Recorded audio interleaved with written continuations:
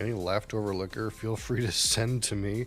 I think there's like tariffs or something. Probably it's not worth it.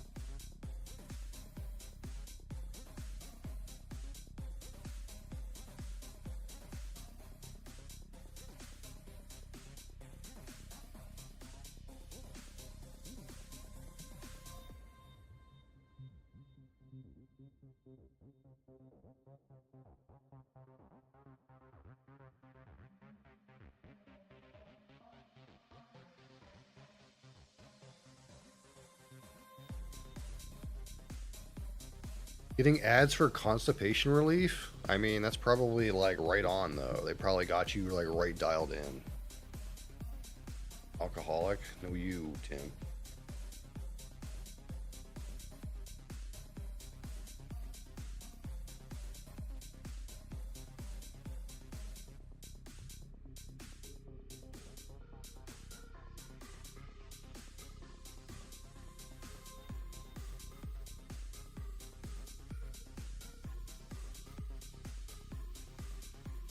Oh, that's right. I got you backwards. You're right.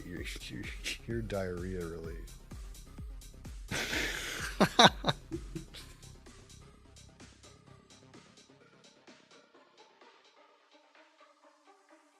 What was that was happening? Oh, right. I was playing that like occult doctor game, and there was always like these guys, and they would say like, they would say the game would say they're almost dead, and they would come in and say, my I can't stop the shit coming out of my ass or something like that.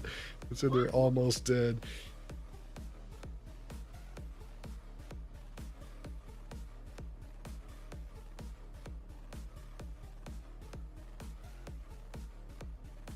Odd.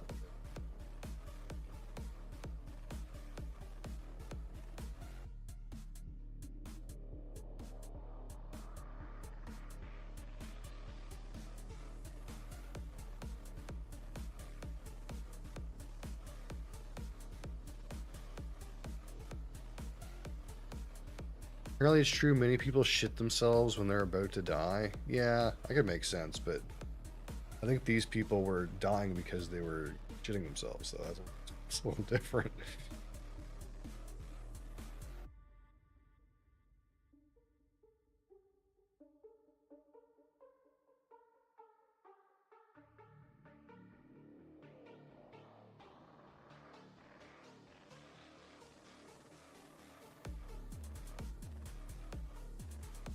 Some of these I like totally forget I even have, like this fucking thing, man. Like I think I drank this like one time.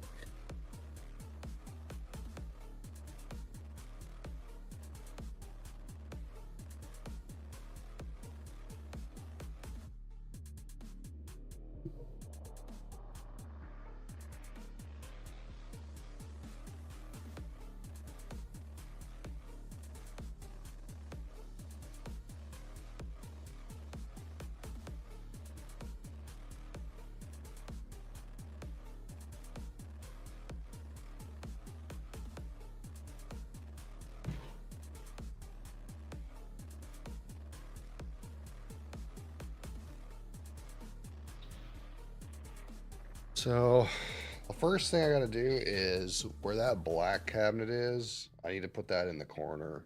And I need to move this other cabinet out. I want the black cabinet in the corner.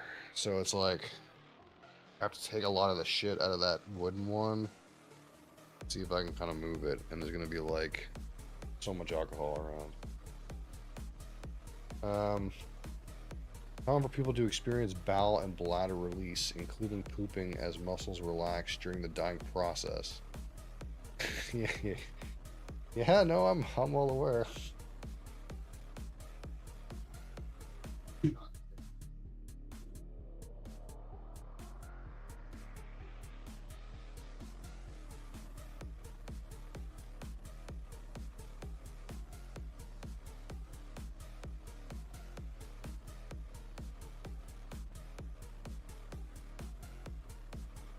You can't see it on this camera that well, but like this whole first shelf is like all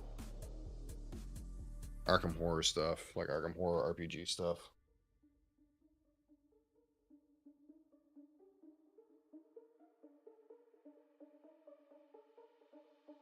Like just binders and binders of stuff.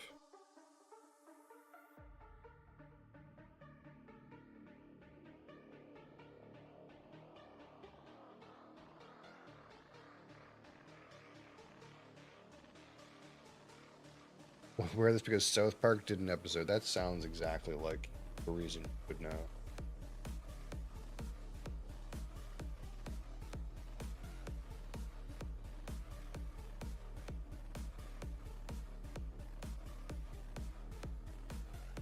Yeah, I really wish this other camera fucking would work, man. This thing. I'm gonna have to just fucking write it off.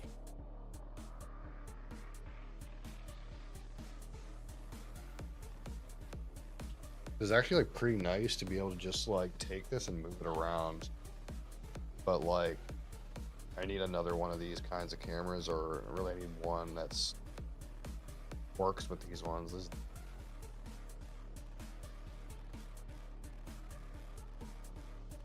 Which is what I wanted to do for a while, but yeah.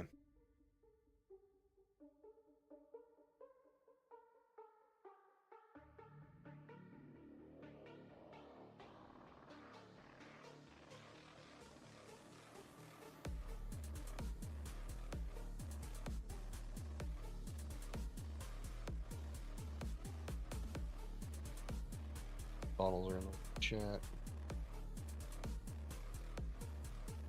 Actually, I have no idea if my volume's good because further away than normal.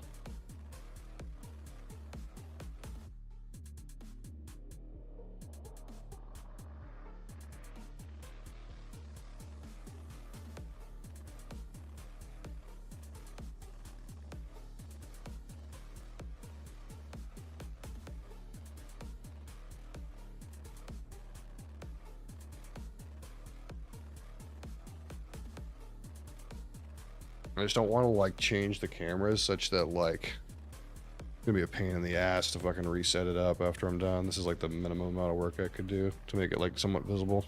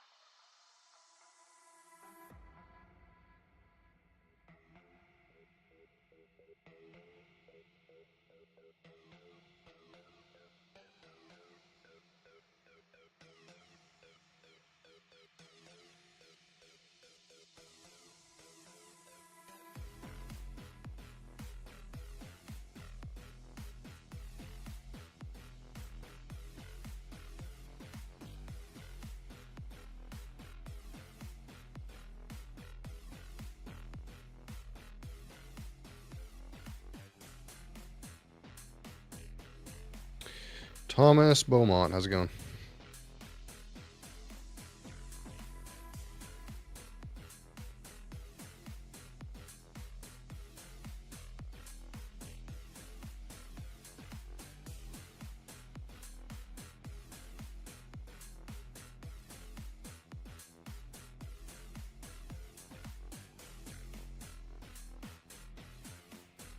Although are you Québécois? I'm not Québécois, but I get the feeling you're Québécois. Or maybe from France. I don't know. I guess that's also possible.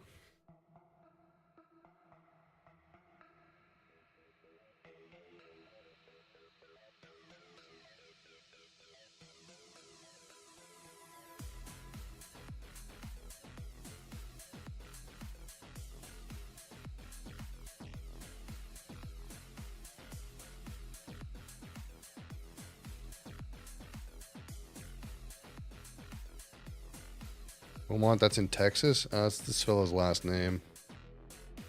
Although I wouldn't be surprised if that Texas place was, named for a French person or someone with a French ancestry.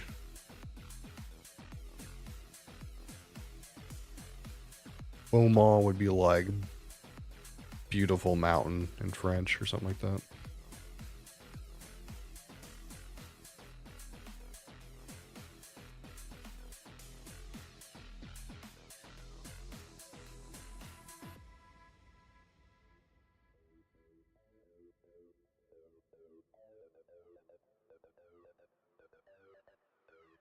Heard of Louisiana Purchase? Yeah, that would make sense.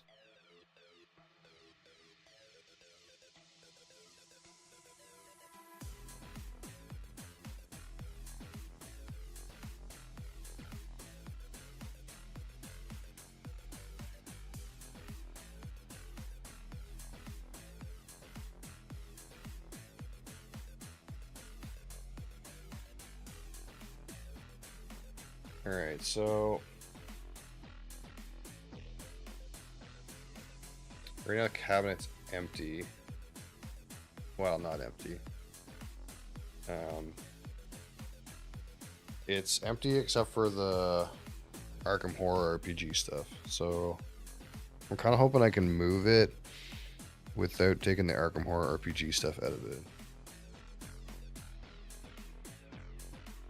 But it's like, see if I can get this over. Like binders and binders of this shit.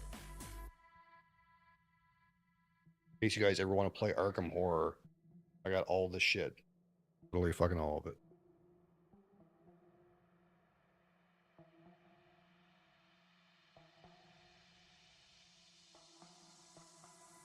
So I'm going to try to move the wood one and then replace it with the steel one, and then we'll fill the steel one. And then I'm assuming the steel one will take everything, but we'll leave the wood one left over for, we'll leave the wood one left over for if I overflow again, and then the idea would be I'll just buy another steel one exactly the same.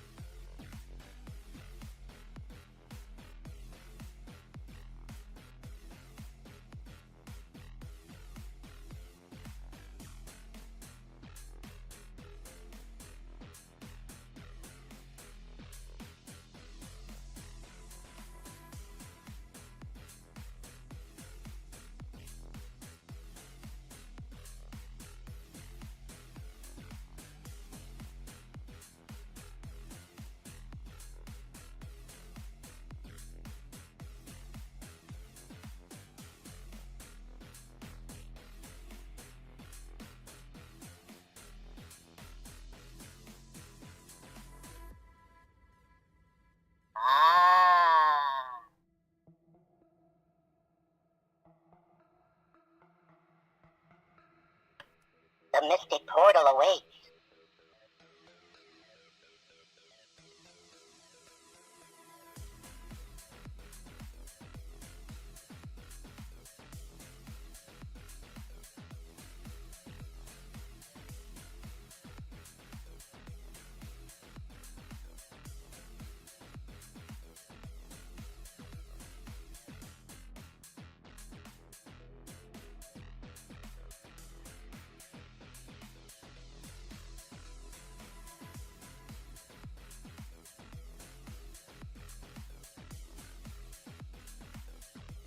It's like some kind of glass fucking shattered under that, so I'm gonna fucking sweep it up.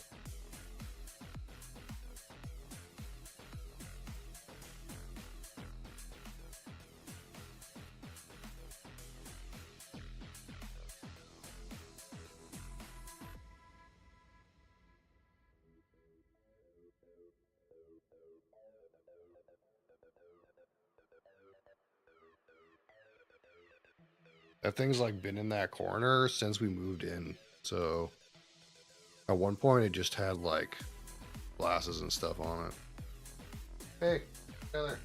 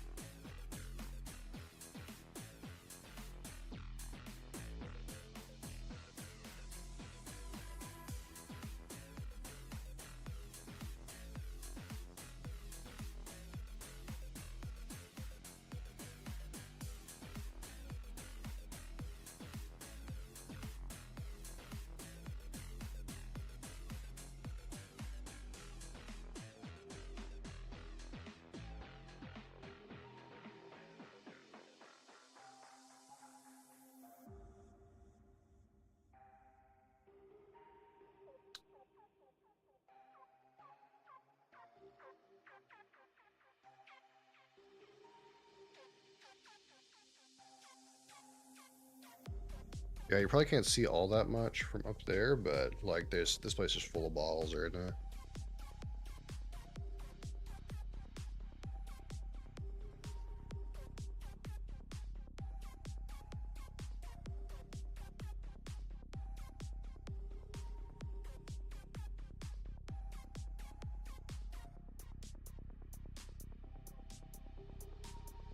There's like a whole bunch more underneath the desk that I can't quite show because the camera doesn't really want to go that far.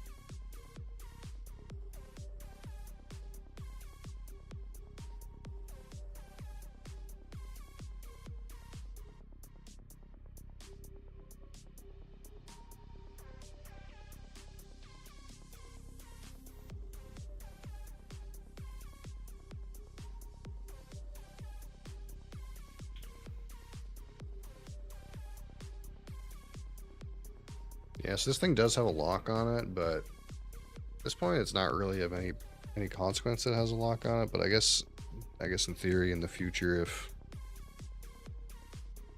I had to worry about the kid wanting to get into it, then it would be locked, but at this point I don't think he's even remotely interested.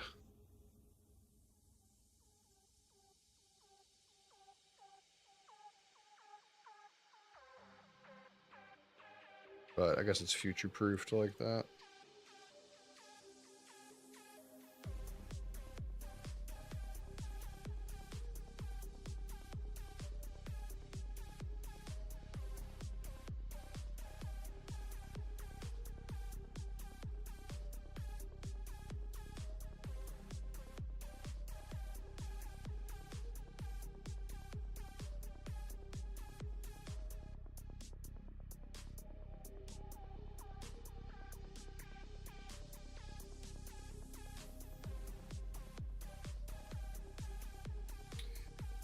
kind of decide like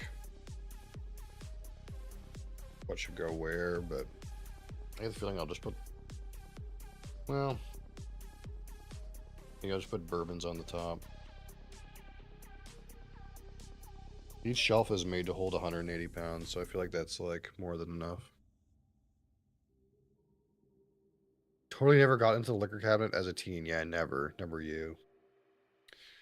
That's the thing though, is like I don't even, if you didn't know, this doesn't even look like a liquor cabinet. This looks like a storage locker you would have in your garage for power tools. But I just wanted to make sure it was opaque and it had enough weight that it would hold anything I put in it, because I don't want to have to worry about, hey, there's like, I don't know, 30 bottles on this shelf, it's going to collapse. So literally just got the most industrial thing possible for like the most reasonable amount of money. It's not a good display piece. Looks more like a gun safe. Yeah, exactly.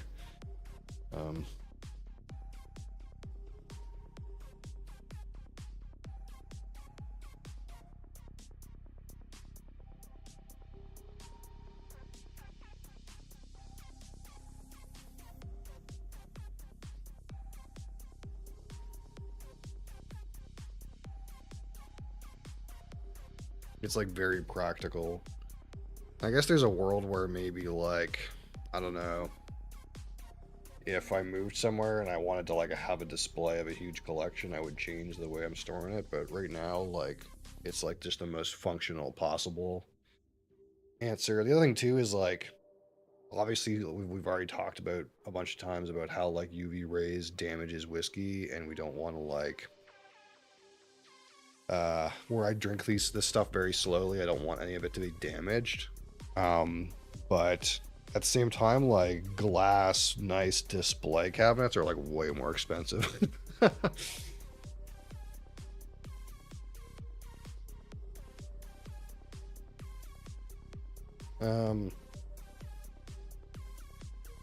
yeah, so I have to decide if I want to put bourbons on the top or bottom, and then I'm just gonna get started with bourbons. Maybe I'll put bourbons on the top.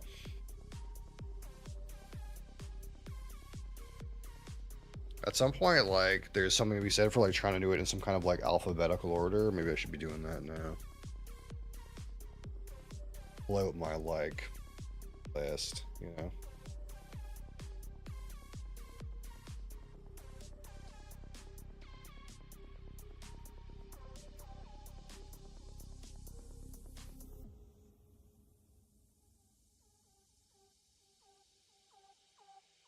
Because everything here is accounted for right now. Oh, you dare. Oh, don't you dare. I just realized there's a problem. We have a problem. Can you see the problem? I think everybody can see the problem right now.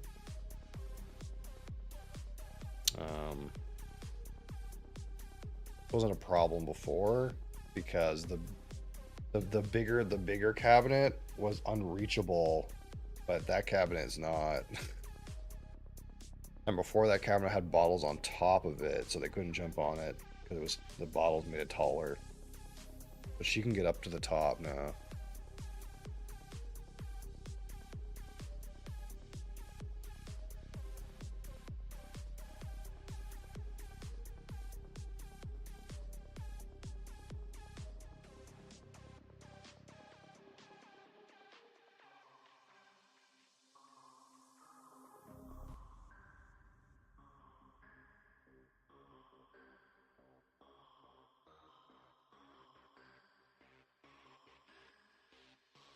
Hi.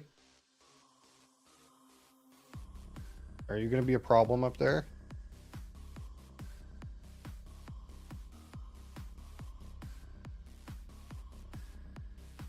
Yeah, this one also you can anchor it. There's little holes I can show you away from the mic, but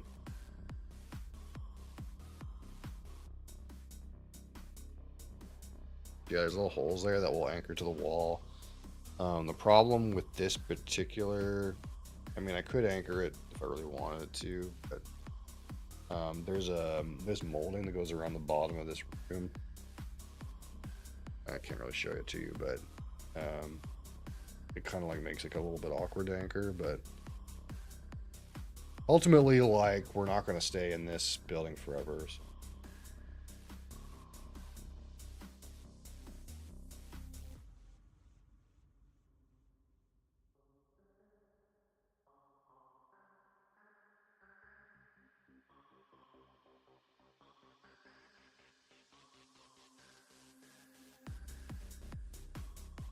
Yeah, there's a world where, like, when we move out of here and I, like, have, like, some kind of basement spot that I might want, like, cabinets that look better, but I'm not that concerned about it right now. It's a problem for when I have more money. Right now, it's just, like, the cheapest, most efficient way to store the stuff. That's... Mosley's in the bottom of it right now. Jose, you doing, bub? Bottom shelf. Yeah, we'll just put bourbons on the top, I think.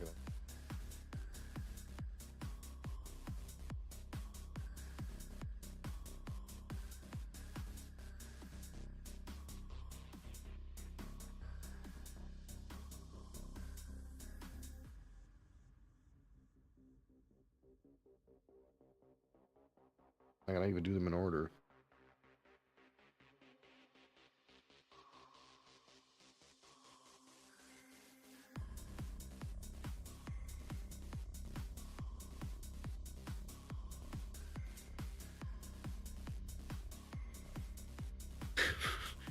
Bourbon or bourbon?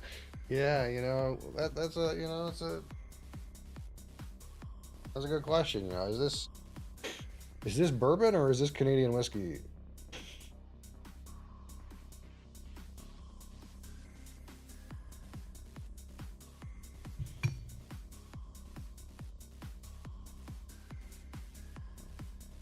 Buffalo Trace.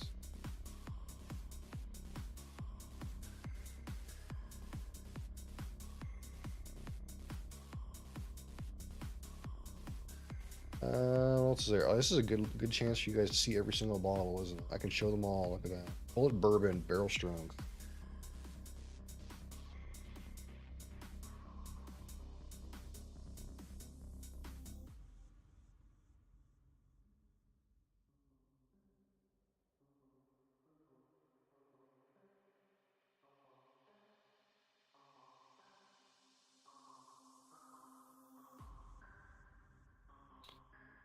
Elijah Craig barrel proof. Where's that gone?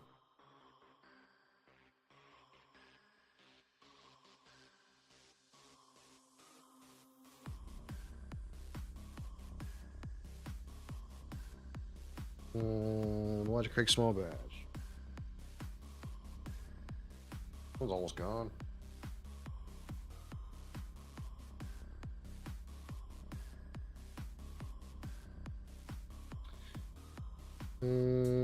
Larceny barrel proof.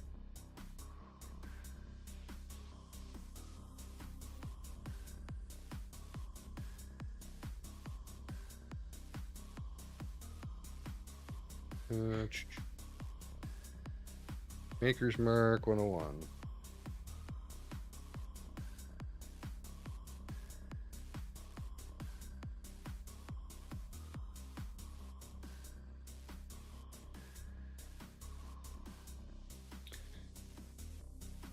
What else is there? Mictors.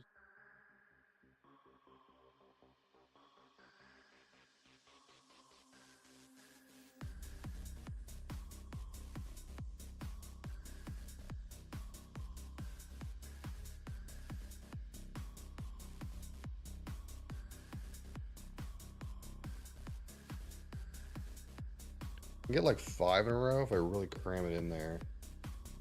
We'll fit a lot, I think. I'll fit in there.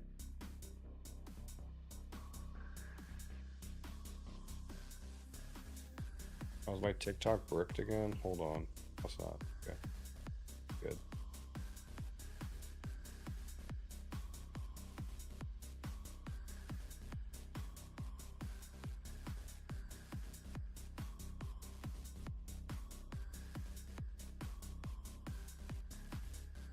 All right, what else is it?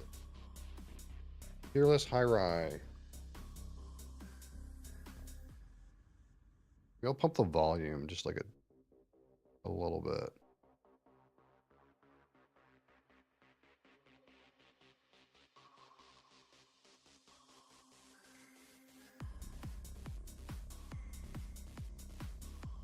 I don't want to be too loud, but I'm like further away from the microphone. Actually, let me crank it up.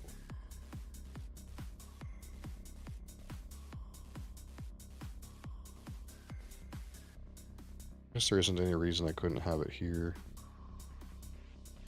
for right now.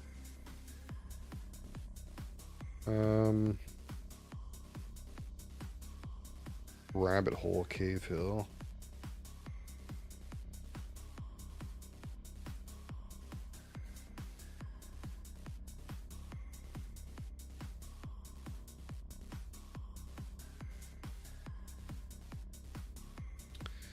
Weller Special Reserve.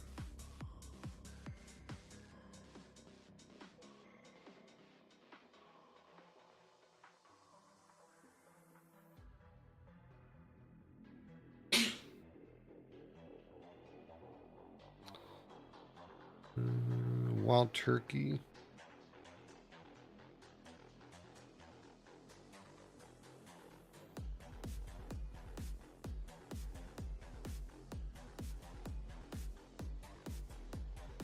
Of course, Rare Breed, wherever that went off to.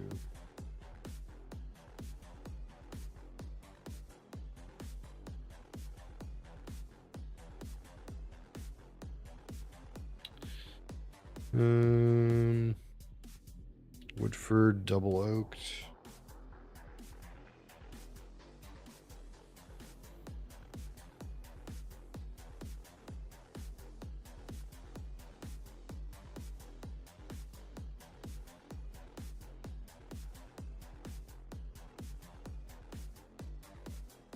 And we got these other American ones. Angel's Envy.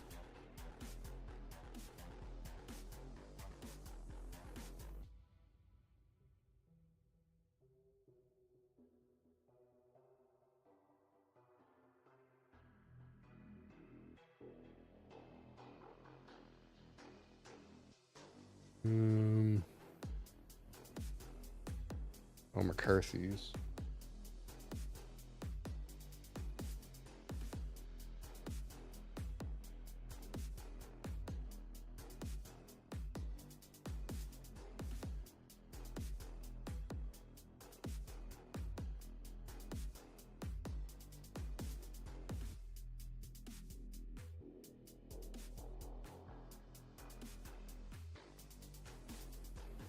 And Jack Daniels Single Barrel Select.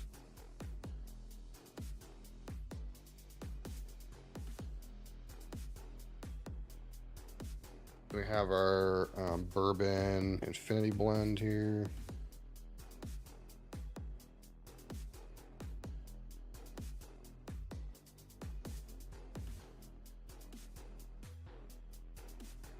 And then like 4 samples that I took at various points of that bourbon infinity blend.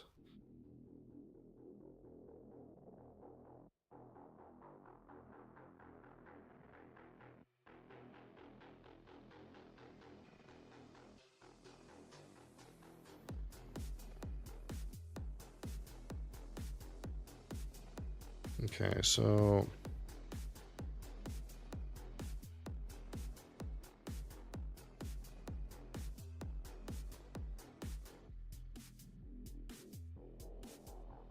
I'm looking at that shelf and I'm like, man, does it look like it's sagging? I don't know. It said it was weight rated for 180 pounds. Surely that's not 180 pounds, right?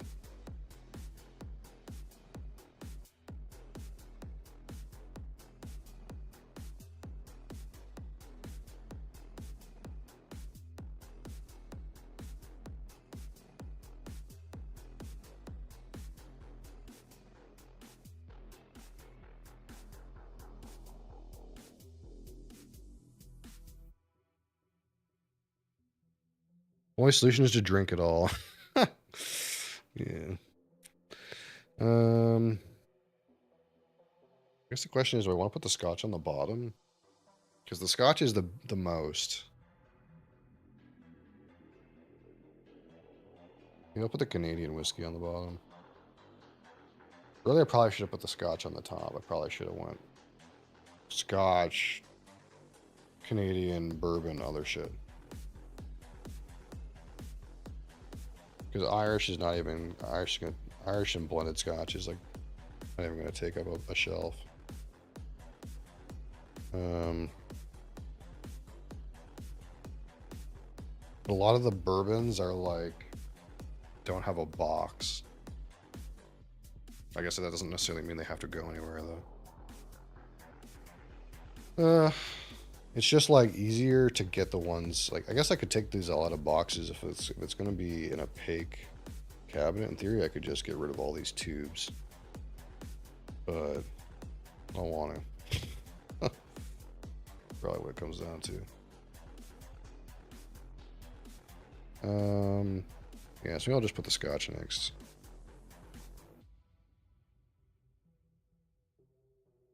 It's got Aberfeldy 12-year.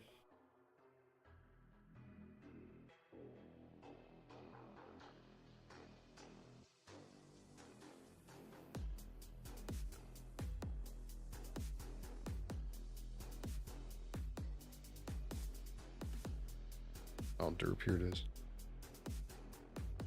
Aberfeldy 16-year.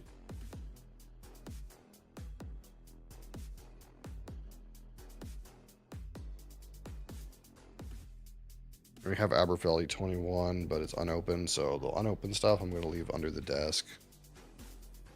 Everything in the cabinet's going to be already open.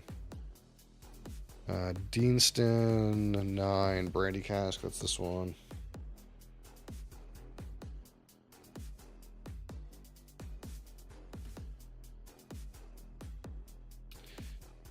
Deanston 18. What's this one? This one's almost empty.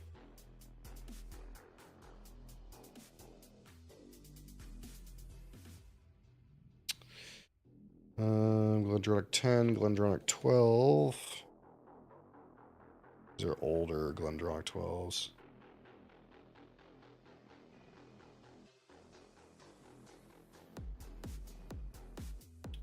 Glenglassaugh Port Soy.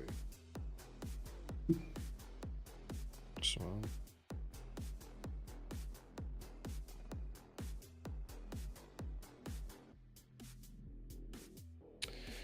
Glenmorangie 10. And we're still on the lookout for a 12-year of this.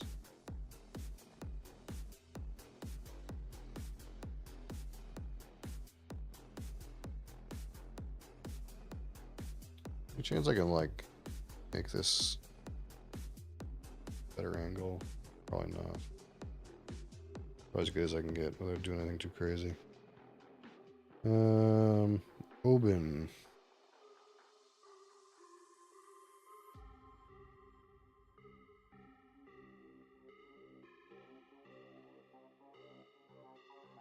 Oban 14.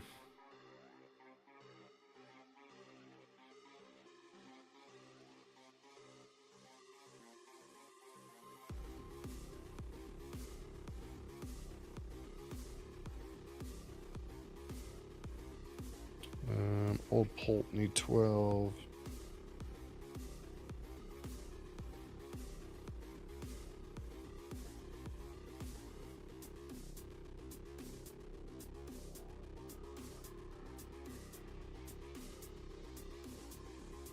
Which I think eventually we'll get some more Old Pulteneys because when my parents are up there, apparently some of my ancestry is from Wick where Old Pulteney's made, so that's kind of cool, I guess. Oran quarter cask.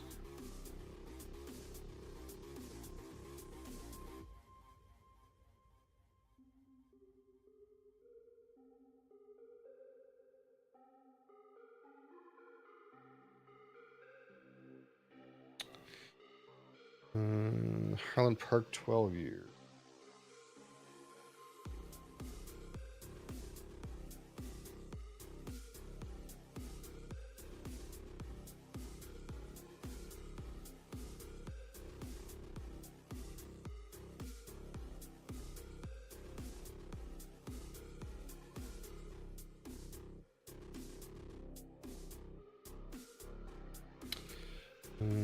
Litchig, 9-year red wine.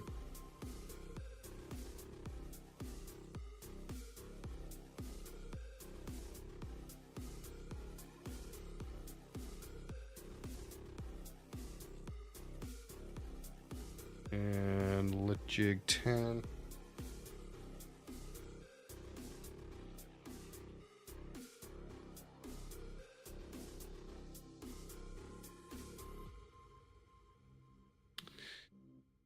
And Talisker, 10.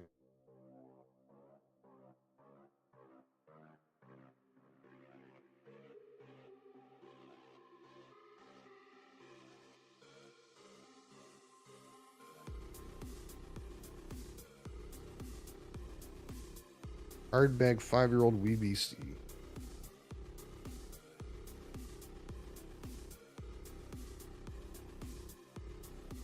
Some of these ones have been floor whiskey for a while under the desk are like really dusty. Because I just never had any room to put them anywhere.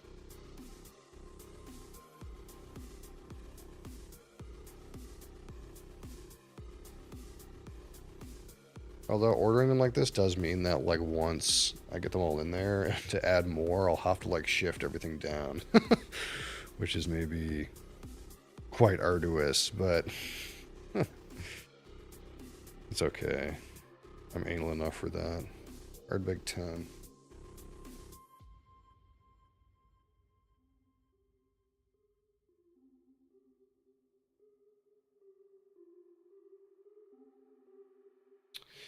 Ardbeg 10. Ardbeg Corey Vrecken.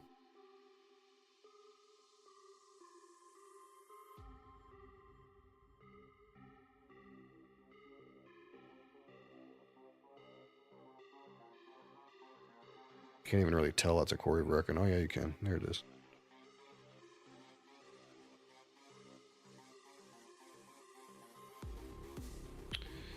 Ardbeg Spectacular. I mean, I guess I'm just going to keep this one down in case we ever meet 20 sub points. So I'll just keep this one down. I'll keep it out of there. It's unopened, technically.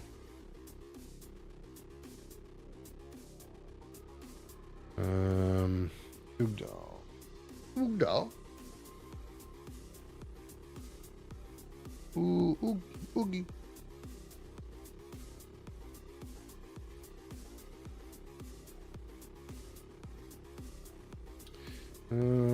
Bamore.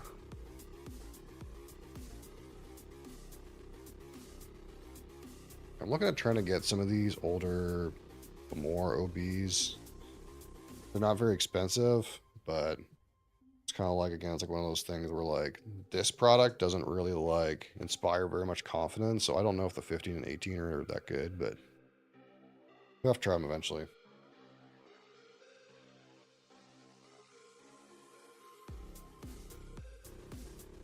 They also have do have a new range that's entirely sherry matured, I think. The sherry oak range. And it also has a 12, 15, 18, and like a 21, I think.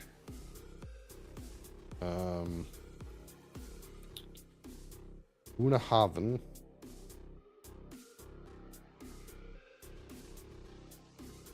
Our liquid date squares here.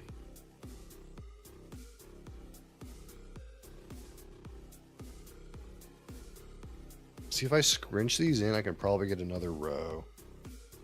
There's probably enough space for another row, but see how much I want to cram it. Bolila 13 GM. Echo. Oh, here it is.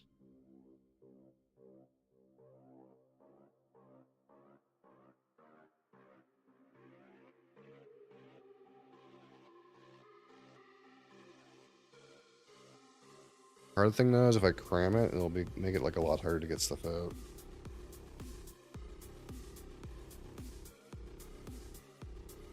Kiloman, Vast Strength.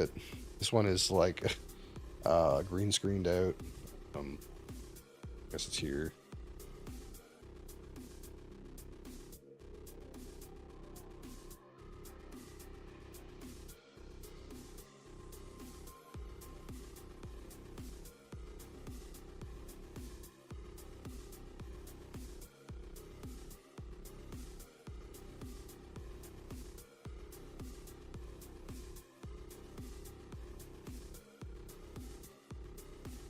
And that GM barely fits in that third shelf. Did I measure it wrong?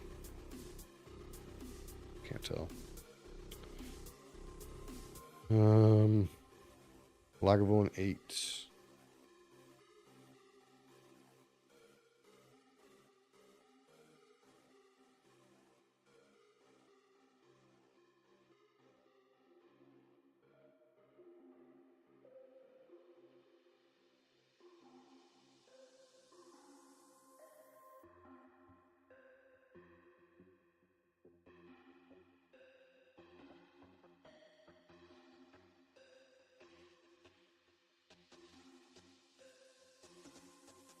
Yeah, I get the feeling that third shelf was measured wrong because it's definitely smaller than the other ones.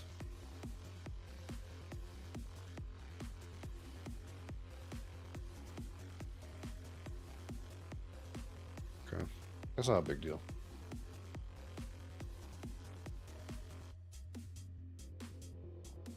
Lagavulin 16 or Lagavulin 11.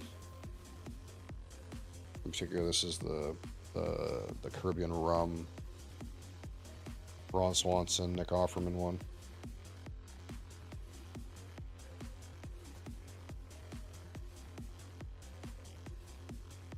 See, that third shelf is a little smaller.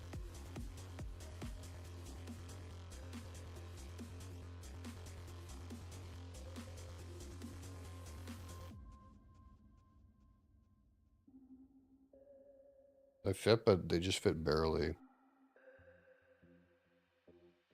Probably I'm supposed to have the first and second shelf are supposed to go up one notch. Or like I think maybe the first shelf is supposed to go up 2 notches, and then the second shelf is supposed to go up 1 notch or something like that, and then the other 2 shelves are supposed to go up 1 notch too.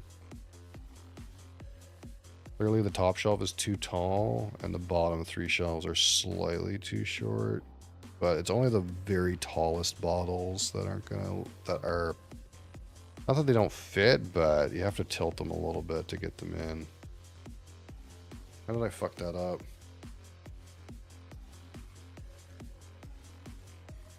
I have to decide if I want to fix it right now.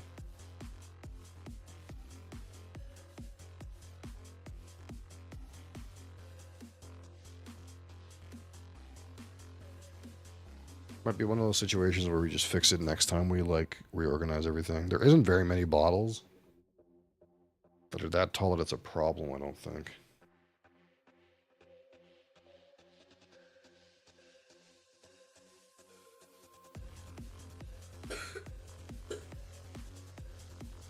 Like the Spice Tree one, this is not going to fit at all. Shit.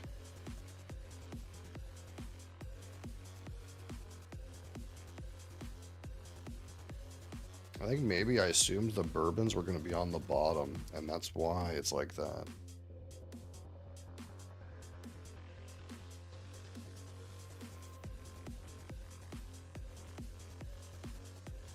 Yeah, so maybe I gotta go put...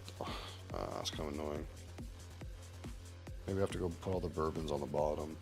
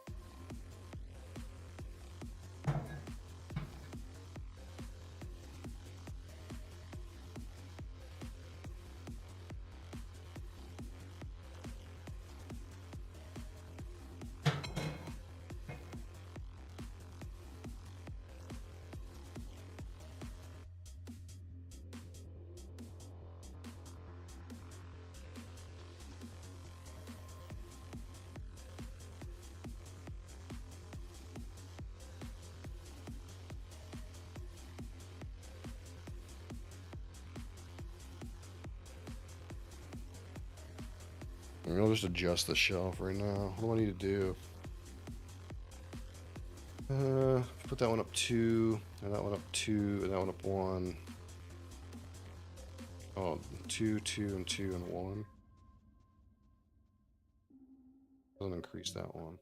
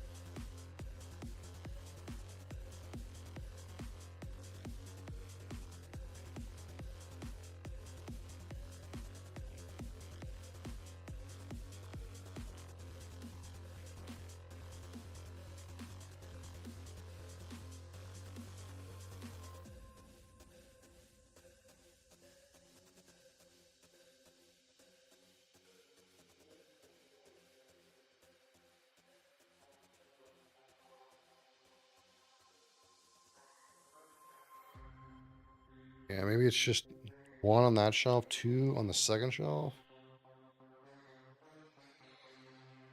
and then 1 on the third shelf. I think that fits everything. Somehow I messed up the spacing. The McCarthy's is a little odd to get in the top shelf, but that's the only thing. So, and that bottle is like really tall, so it's not so big of a deal.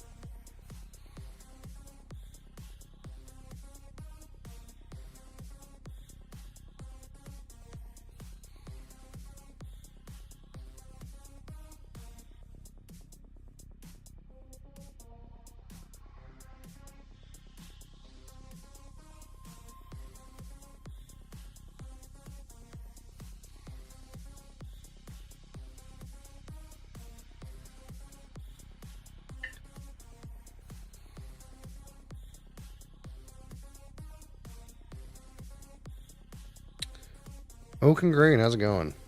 How are you? How are you, sir?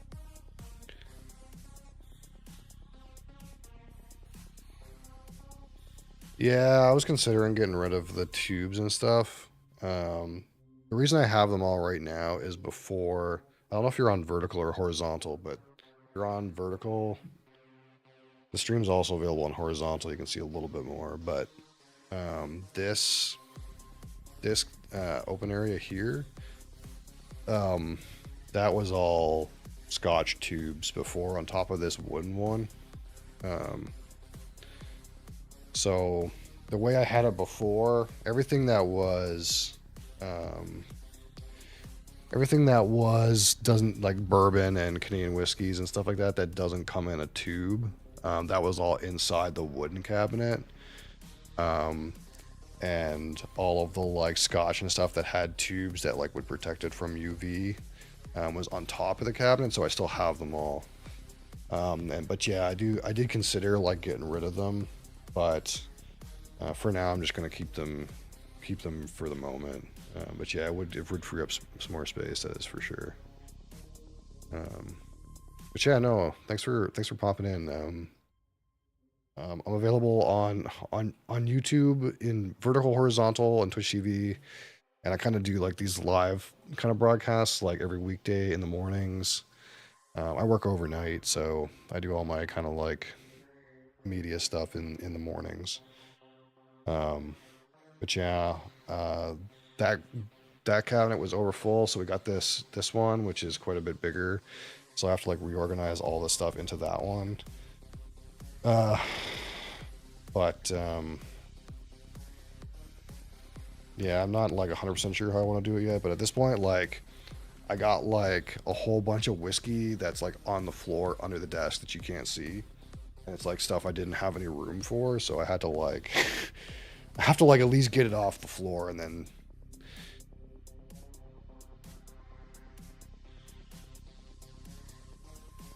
Even better for me, I work early morning so I can catch up at work. So I'm live every mornings, every day in the mornings.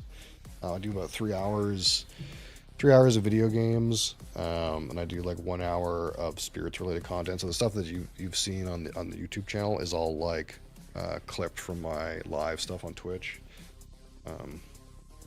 Obviously you can't see me right now, but like, but yeah, no, I'd love to have you, absolutely.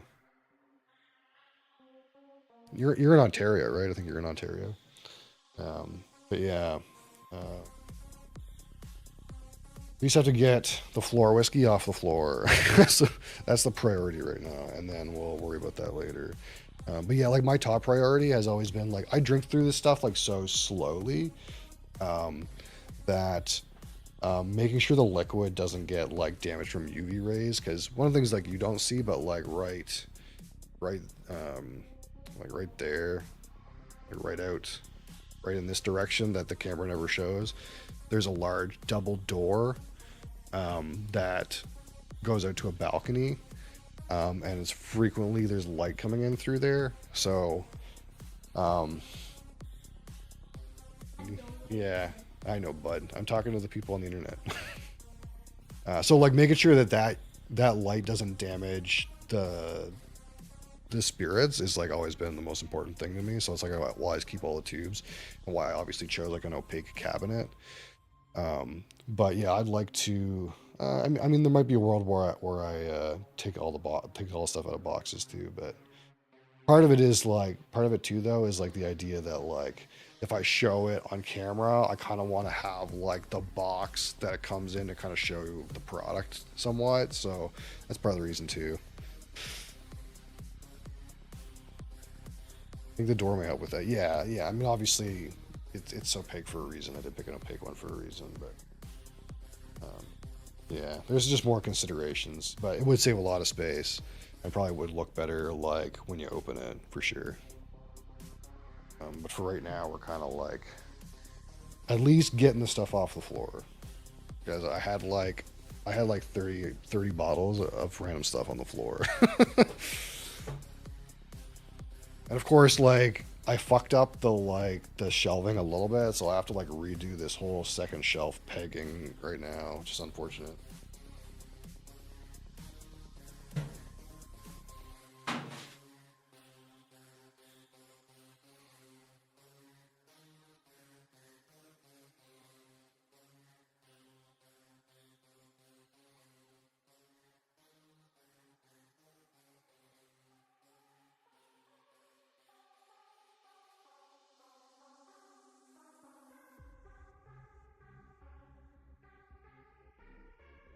Decided not to. Yeah, it's not really. It's probably not a game breaker, um, but it definitely is a consideration, at least for me.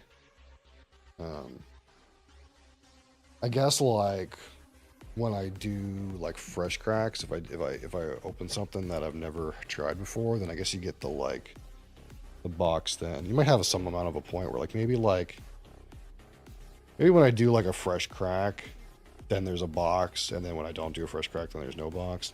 I don't know.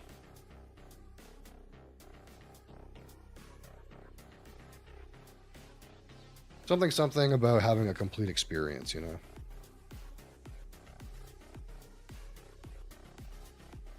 Because like ultimately,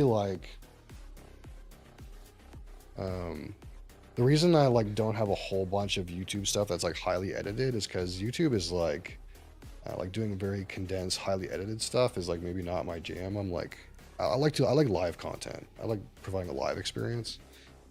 Um, and if you are providing a live experience, it's more about the experience somewhat. So like I'm trying to like provide um, kind of like the most live interactivity as possible.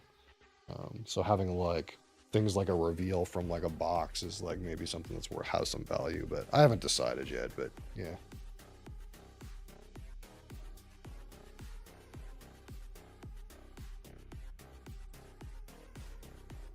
So I'm mainly like a Twitch TV person, but it's hard to get noticed on Twitch TV, so I kind of like started posting the stuff to YouTube too, and clearly some people have been enjoying it, so it's all upside.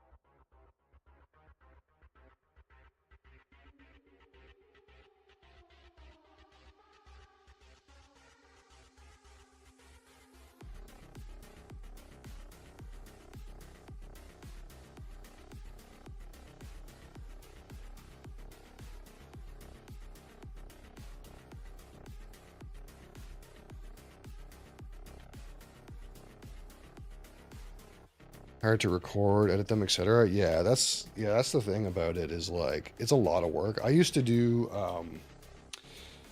highly edited YouTube videos like not like several years ago. What's the best way to describe it? Like 15 years ago, 10 or 15 years ago. Um, and I found it to be a lot of work, and I didn't really like enjoy the process of like editing a bunch of stuff. And it is some amount of like streamlining a process so it's efficient for you to like shoot something and then edit it very quickly and stuff like that. But I just didn't enjoy the process, and I've always been a live media person. I've been doing um, live media for longer than Twitch TV's existed, basically. Um, so I've always wanted to do kind of more live media. So like kind of like what gets posted to YouTube is basically just very efficient, time efficient cuts of my live broadcast that's put onto YouTube, right? Everything that's on YouTube was recorded live with very minimal modifications. I just one shoot everything, one shot shoots of everything. And that's just because my experience of doing like highly edited content in the past was like just not, I wasn't very motivated to do it. And I'm a dad and I work full time, so it's like I don't have a lot of time to like sit down and do that and put out consistent content.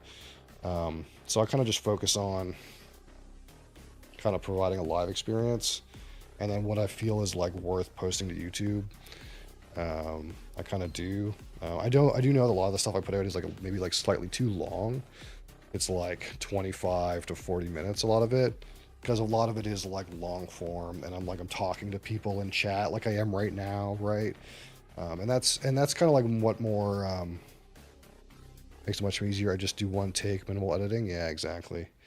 But part of it is like, for me personally, part of the point is like, when I put something on YouTube, I'm like showing like, hey, like this is the environment that we have like live kind of thing. Like, people have questions or like whatever, like it's interactive, such that someone who sees the videos, it's like, yeah, you can watch them as a VOD and take that information from that. It's a little long for that. I'm trying to like compact it a little bit, because like really, when people see that the runtime is like over 25 minutes, it like is a little bit of a turn, and I understand that.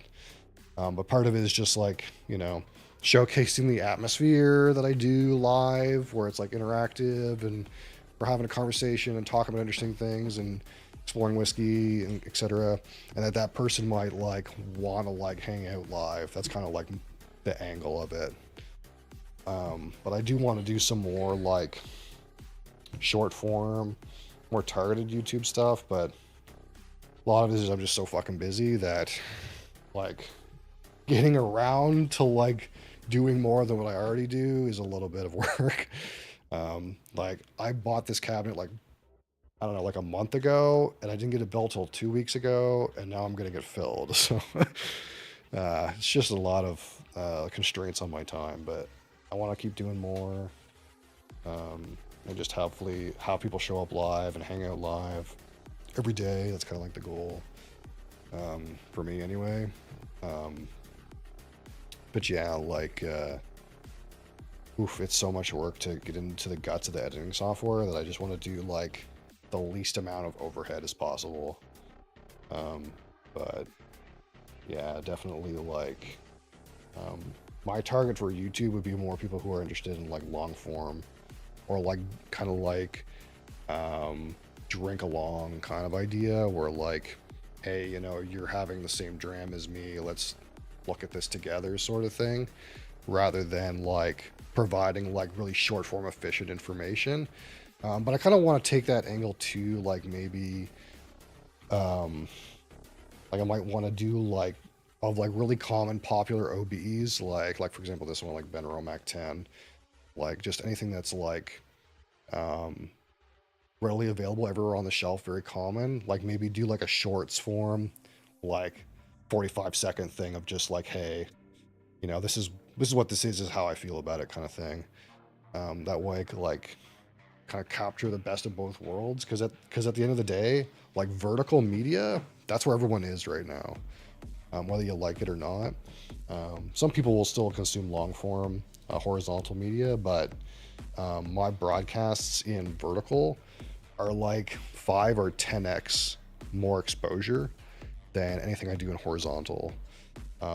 So I think really for growth, you want to try to put out as much vertical media as possible and kind of funnel those people into like more of your main stuff. I think that's a good strategy right now.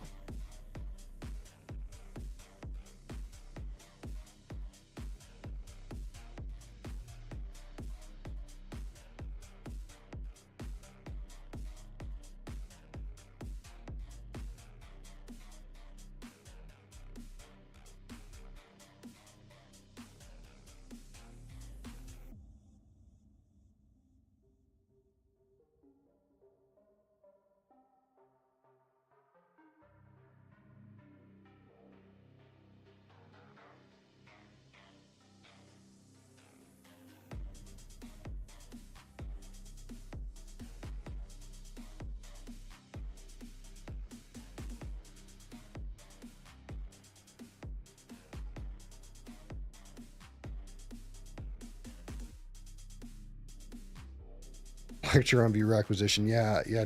Take my advice on viewer acquisition, the guy that doesn't really have that big of an audience. I'm just outlining my strategy that I feel like makes some amount of sense. I don't know. Like, no, there's the people who have made it. It's somewhat effortless for them. They kind of just post something and it goes everywhere. But no one really talks about really like how to try to make things grow when you're at the bottom, because the reality of the situation is some amount of it is just straight luck. All right, brother, off to dinner. We'll chat soon. All right. I appreciate you, Oak and Grain. Thanks for being here. Yeah, but yeah, I'm hanging out live every day. If you want to hang out, I'll be here. We'll talk some spirits. That stuff's only going to continue. I'm going to play all kinds of random video games in the future, but we're always going to do spirits. I'll check out some of your content too. I think you said you were doing some, you got some videos. I'll check some of that out too. How do I grow my OnlyFans subs? Well, Creeks, I think what you need to do is you need to display your goods and then direct them to your OnlyFans. You know, you got to give them a little tease, you know. don't show them the whole ankle, okay? Just maybe like tease half the ankle and then say if you want the whole ankle. All right, rock on, Oak and Green. Cheers, man. Appreciate you.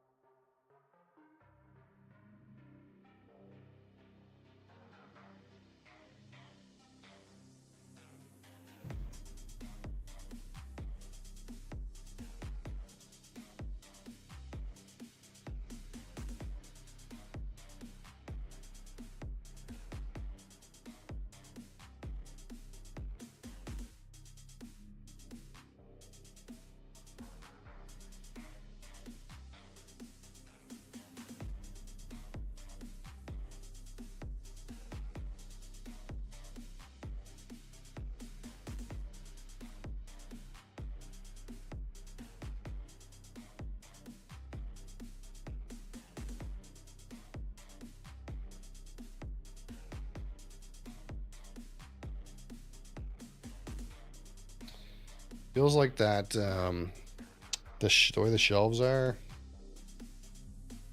one shelf has to be slightly shorter. So annoying.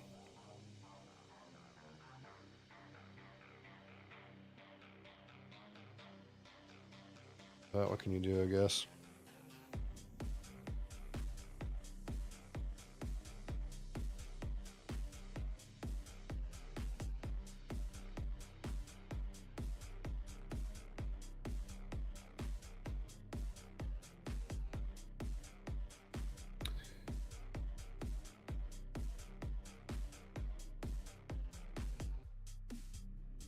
I see you, Mason. How's it going, man? I see you.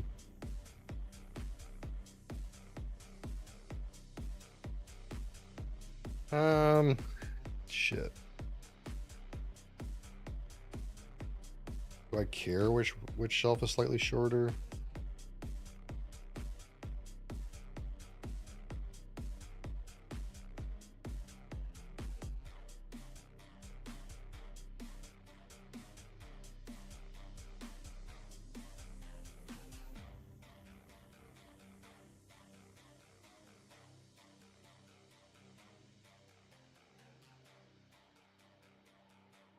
It's not that big of a deal. How's the Orange Man situation affecting you within the True North? Not right now, basically. But that's because like, there's so much in like uncertainty of what the fuck's going on. Not to make this, I don't want to turn this political, but there's so much uncertainty with what's actually happening that nothing's changed very much. The only thing that's changed, as far as I know, that's made a noticeable impact, is that everybody in Canada is very, very concerned with buying Canadian products. Every retail store, like for example, if you go to the grocery store, if you go to Walmart or if you go to Superstore or anywhere, every single product has a tag on it that tells you if it's Canadian made, from Canadian products, or if it's got a tariff applied to it. So when you walk down the grocery store aisle, everything that has a maple leaf is a Canadian product, and everything that has a T on it is a tariffed product. So basically, like, people are very concerned with like purchasing Canadian products, even if they're more expensive.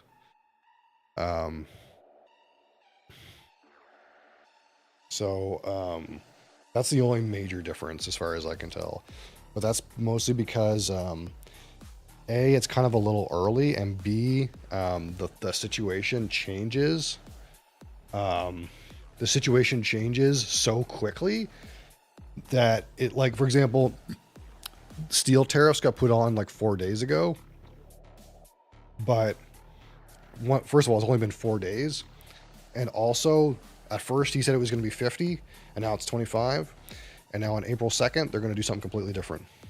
So it's like, you know, it's just like basically the markets are really pissed off because no one knows what's going on.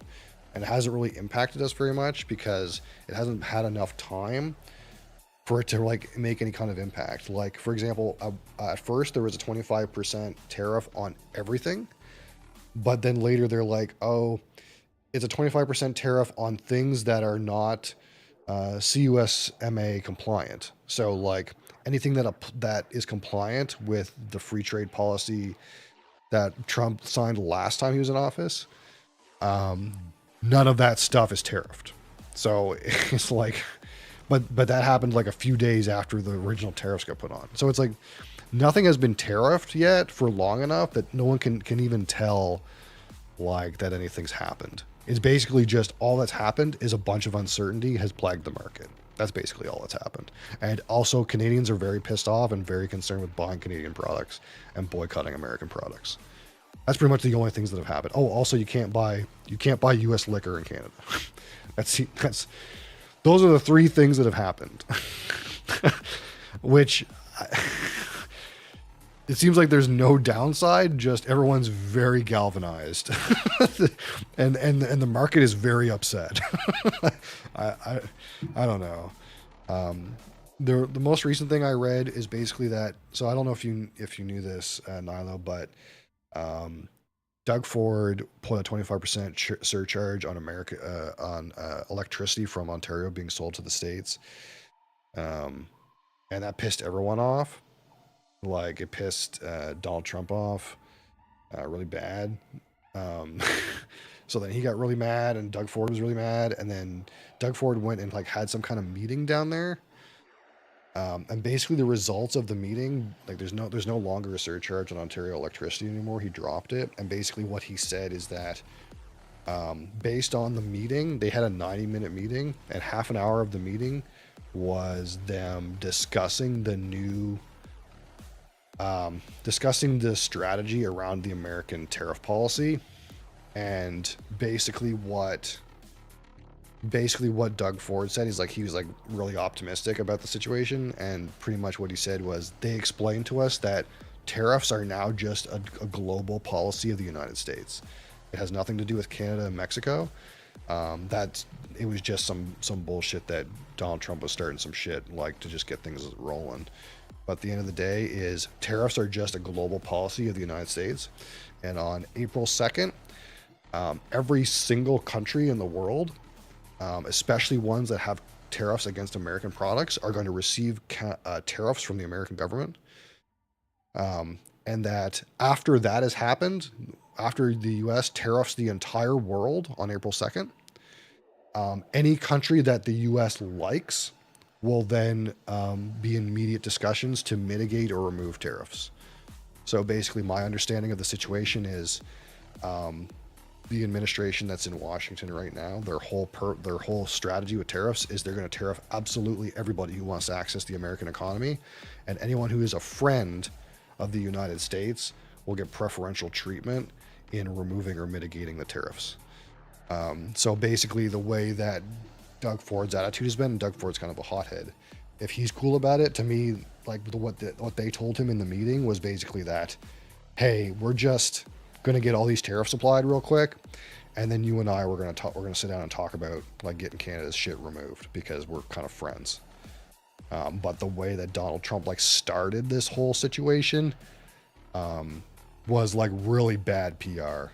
Like it's kind of like he jumped the gun on Canada and Mexico, and kind of pissed everyone off. When really the end game is more like Canada and Mexico are probably more likely going to be fine, and everyone else in the world is going to get tariffed. That's my understanding of the situation right now. But yeah, he's putting tariffs so he can leverage taking them away. Yeah, basically. But I think at the end of the day, probably Canada and Mexico are going to end up with like pretty preferential tariffs. That's my thought. Mexico, I can understand going after Canada makes no damn sense. Yeah, I mean, really, I think when you, especially if you account the plus GDP the United States gets from importing Canadian oil, because again, you know, the United States has a trade surplus with Canada if you ignore oil, and the only reason that we have a trade deficit, they have a trade deficit with Canada after oil, is because the oil that the United States buys from Canada, they refine it and make even more money off of it.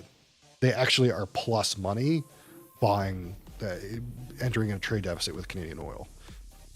So the situation almost makes no sense because the United States is profitable off of Canada. It's a trade deficit, but they're profitable. Whereas Mexico, there's all kinds of shit going on down there between fentanyl and the border and all kinds of shit. So I don't want to get super into it because I don't know the Mexican border that well, and I don't know the situation nearly as well as I know the Canadian border. But it makes no sense. But I think all it was is that like Donald Trump is unpredictable and he just did some crazy stuff. And at the end of the day, it's going to be fine for Canada and it'll probably be fine for Mexico. I think it's just that we kind of got off into like a really bad footing because Donald Trump is Donald Trump and he's a bit unpredictable.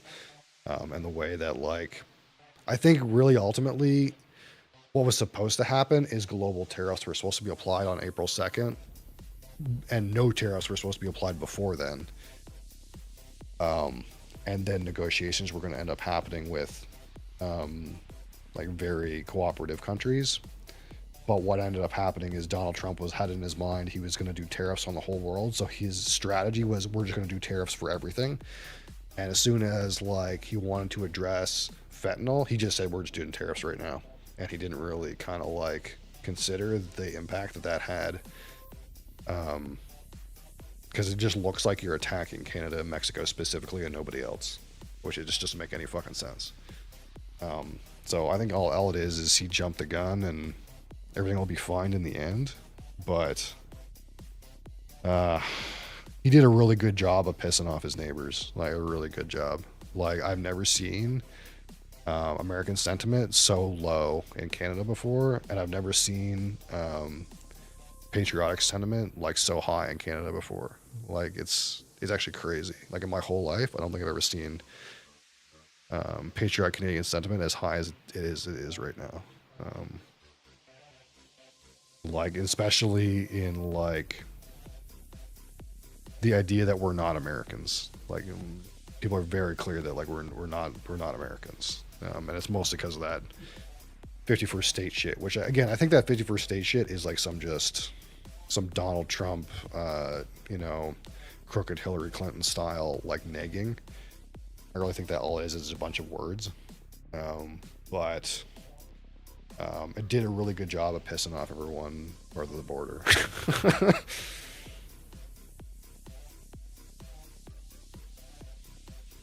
Like, and to be honest, if you want my opinion, I think it's a good thing. I think this little bit of pain and uncertainty is going to be a good thing for our country ultimately, because it's going to mean that it's to the disadvantage of the United States somewhat, but I think we're going to send a lot more of our exports to places that are not the United States.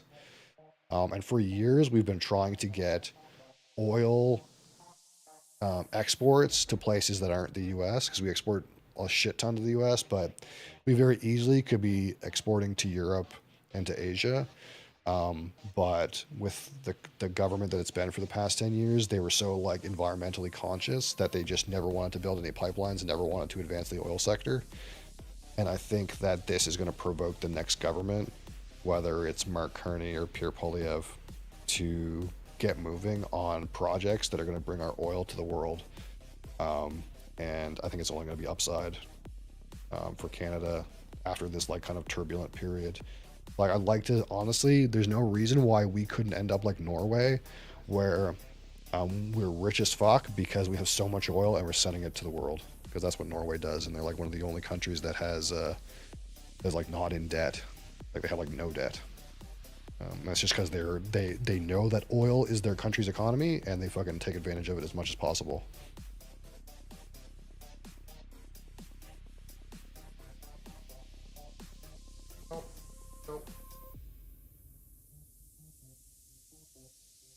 Screw our politics, the whole thing is dumb. Yeah, I mean it's a non-starter to begin with. It's a non-starter in every way. It's just again, I don't think he's serious about the Canada thing. He might be serious about the Greenland thing.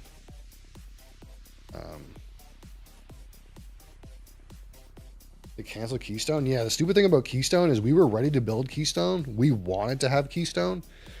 And Donald Trump approved Keystone. And then Joe Biden killed Keystone the very first day he was in office. And now the company who wanted to build Keystone is like, we're not interested anymore. Because there's too much uncertainty with whether or not the project will actually go forward. We don't want to invest money in it anymore. So you guys can thank Joe Biden for the fact that Keystone didn't happen. We wanted Keystone. You guys probably also wanted Keystone. But some barely sentient old guy just killed it for a stupid reason, and now we're never going to have it because no company wants to build it anymore because there's too much uncertainty. They don't want to put money there.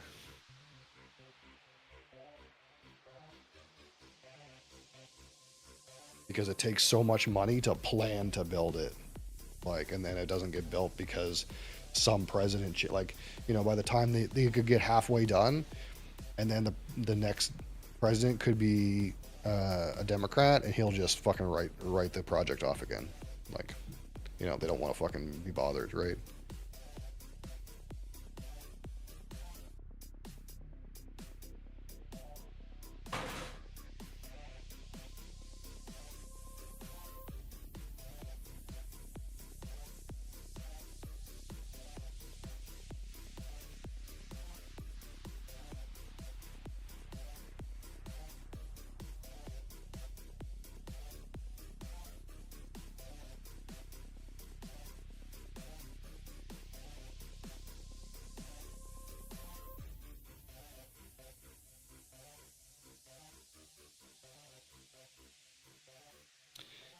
Yeah, I don't know. There's some natives that have some amount of point with the pipeline shit, but there's also a lot of natives that think pipelines are actually good because it provides jobs for them.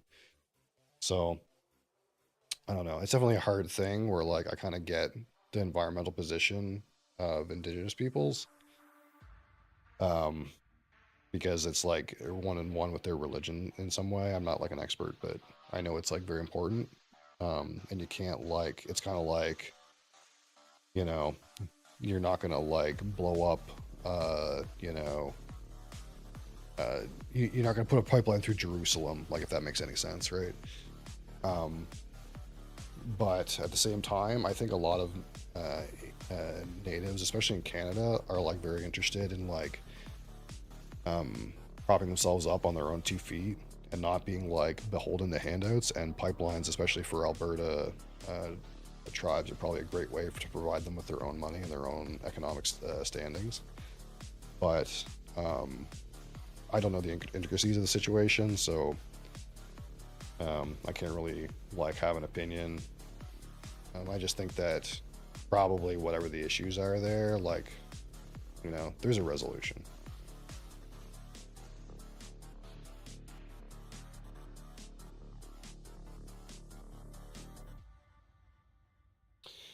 What's left?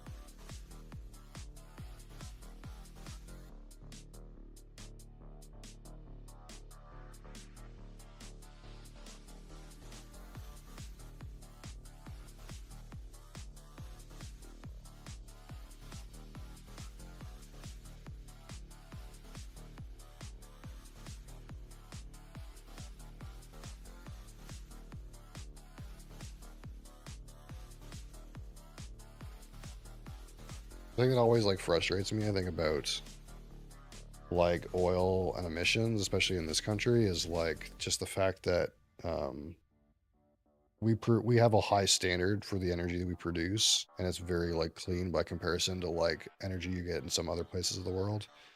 So it's actually better for emissions if like we supply energy than like China or India supplies energy, and they're gonna use the energy whether we like it or not. So um, it's actually better for the world's emissions if more of our energy gets to market rather than like India burning coal and stuff like that. Um, I don't like. I'm not an expert on the global politics, so something that I say can be wrong, but so I'm not that interested in like having a like debate about it, but or like being super knowledgeable about it. I just don't have the time for that. But I do know that a lot of these other countries are going to use energy, whether we like it or not. It's better to get it from very like clean sources like Canada and the United States than for them to be like burning coal in China and having the energy come to them that way.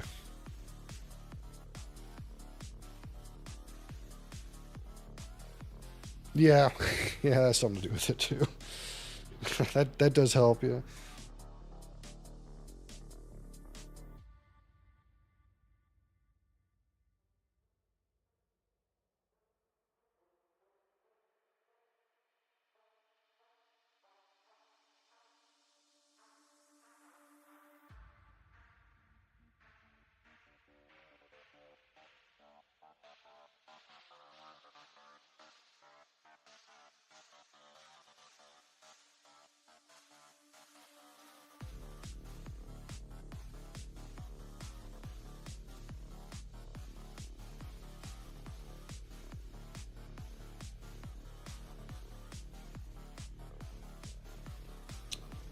I fucked this up last time.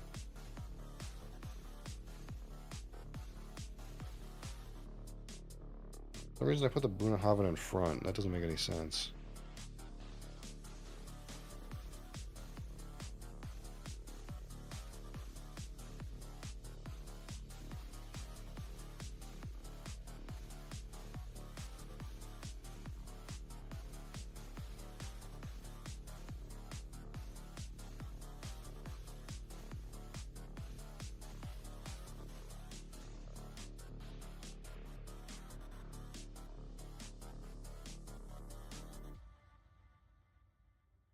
All right, I think we're back. I think we're back to where we were before. Level 11, level 16, and now we're into Lefroy's.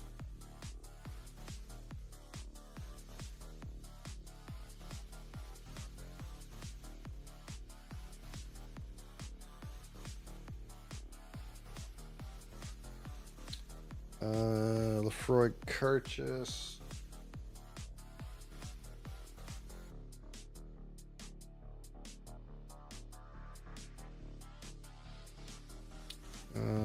Lefroy Sherry Oak. Actually, these are taller. Are these going to fit?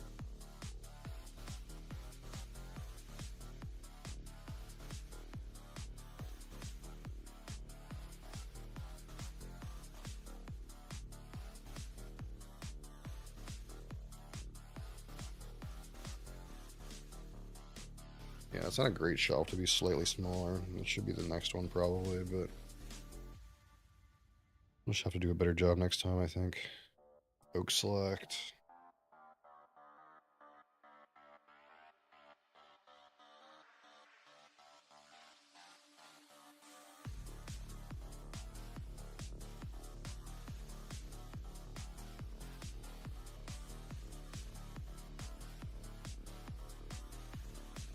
I think I did that one backwards. Yeah, I did that one backwards.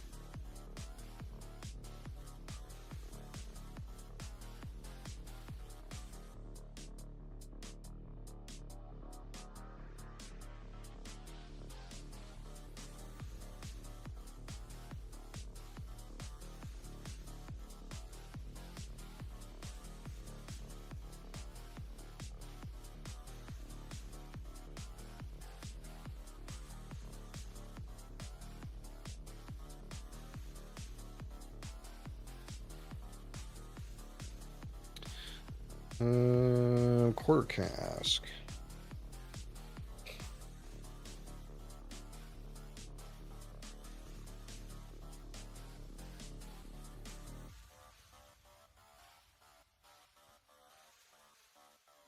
Some of these tubes are like right flush against the shelf on top of it, that it kind of like supports the shelf on top of it. It's like not even the worst, to be honest. Aberlour, Abuna.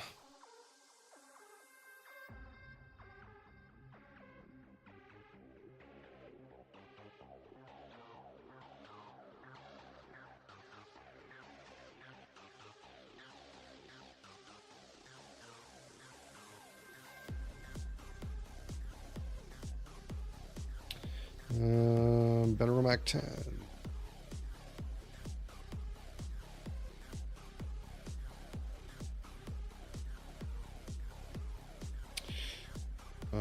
Craigellachie 13.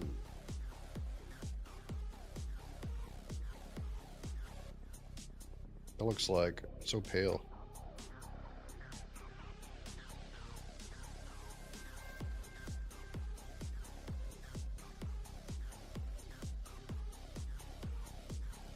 And 17.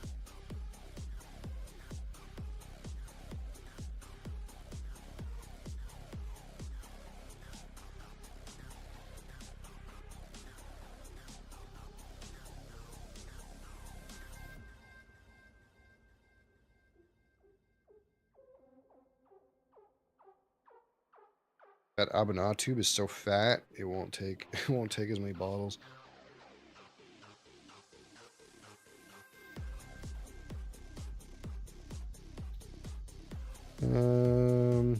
Oh shit, there's a 14 malt cask supposed to come first, this one.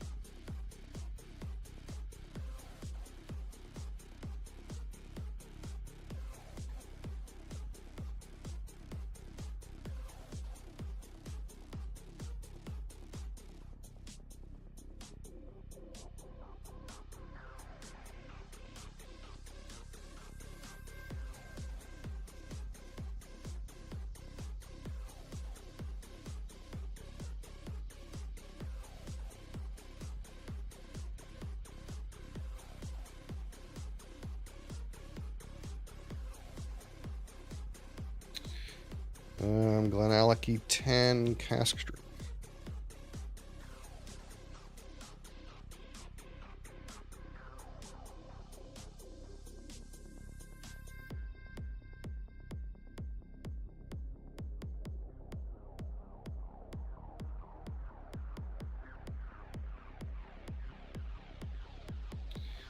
Glenfarclas class 105.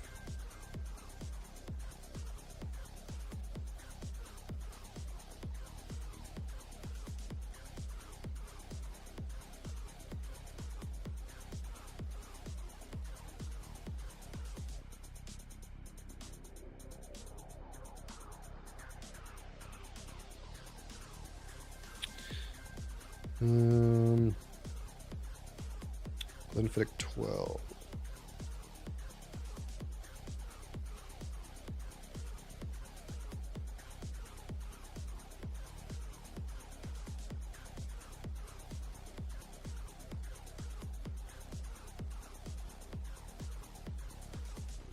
And Glenfiddich 15.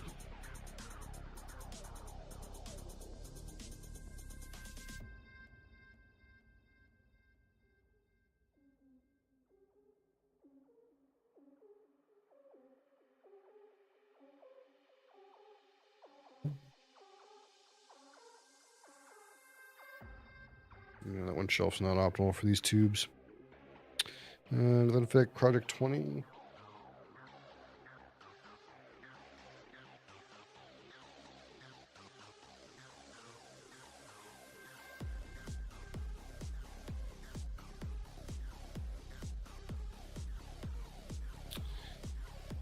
All right.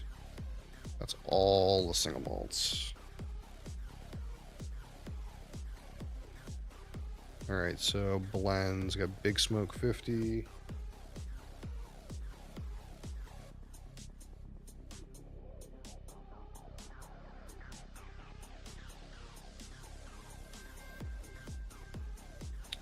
We got Shifts Regal 12.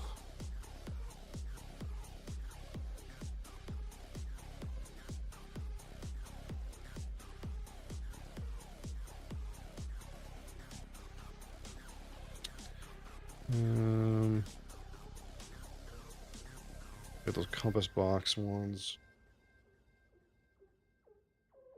Ross, which hasn't been available since 2021. Then we have the Spice Tree one, which was just discontinued last year.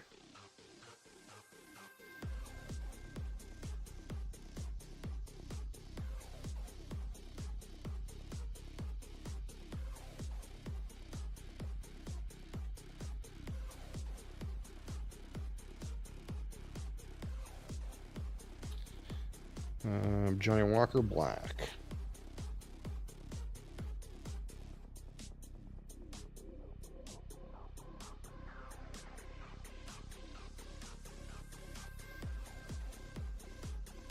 McLean's Nose.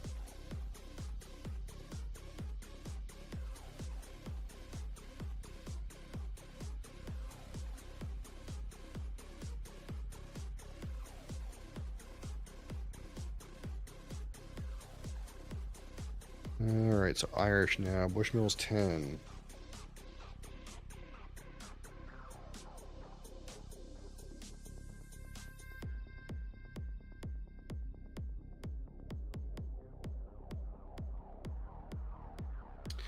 We got Green Spot.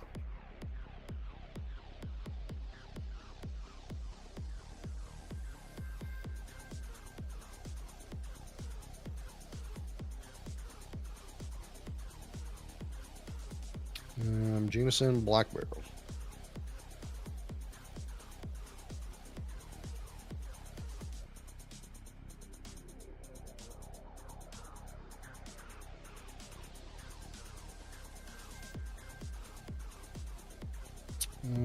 Jameson Single Pot Still 5 Oak.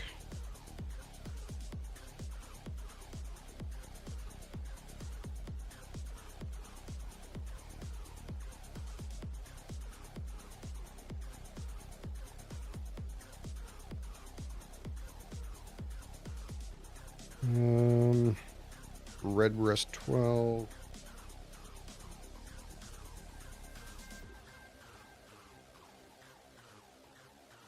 Have the 12, and we also have the Lestau edition.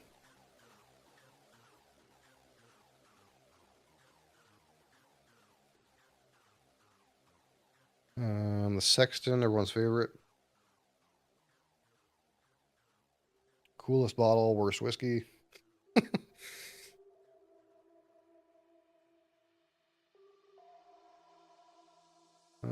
Teeling single grain.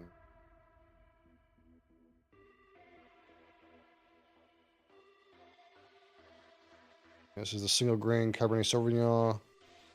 We also have this one, which is the single malt, but this one was bottled in 2018, so it's quite an old version of the single malt.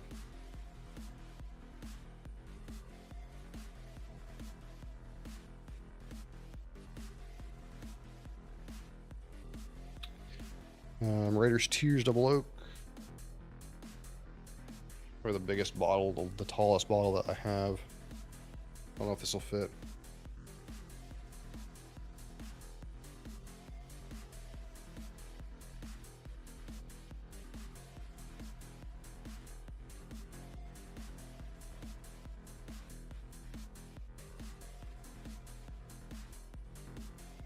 Fucking barely fits.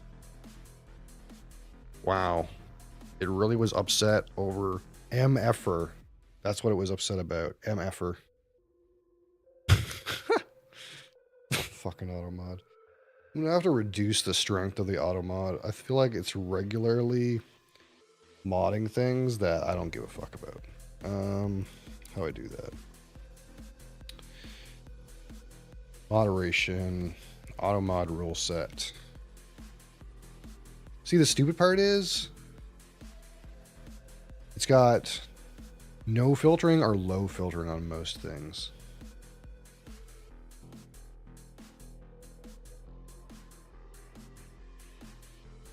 Would you consider MFer to be misogyny, sexuality, or a sex? No, see sex-based terms, I have no filtering. So it must be, it must consider that a sexuality term. But there's no way, right? Do you think it's a misogyny term? My misogyny is literally on 1 out of 4.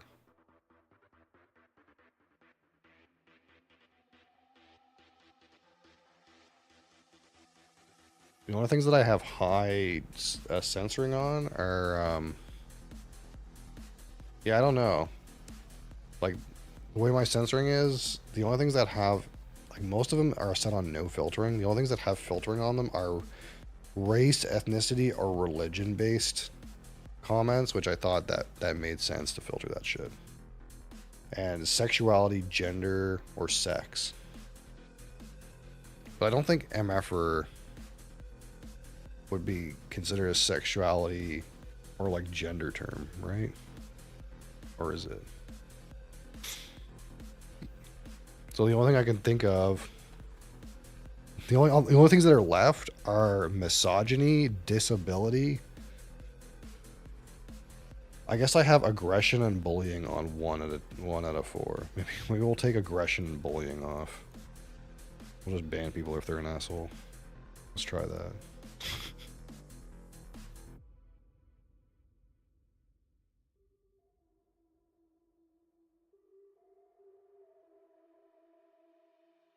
Test setting. Oh, I can test the setting. If I write MFer now, does it ban me? Enter.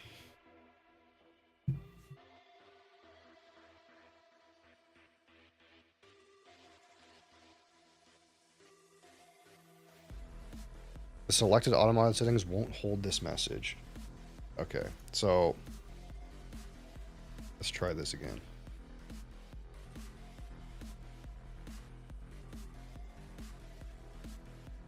I don't understand. It says the settings say it won't hold that word. But that was the word that was highlighted. It wasn't the word alcoholic, it was the word MFer. I don't know. That doesn't make any sense to me.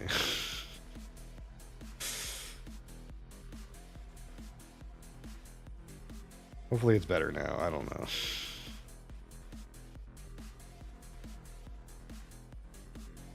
Holy shit. How's it going, motherfuckers? Hi, Mark. Mock. How are you?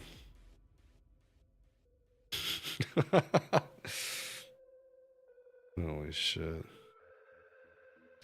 Yeah, so I don't know I don't know if you've ever seen the wooden one I had, but I had this wooden one, and that one was full.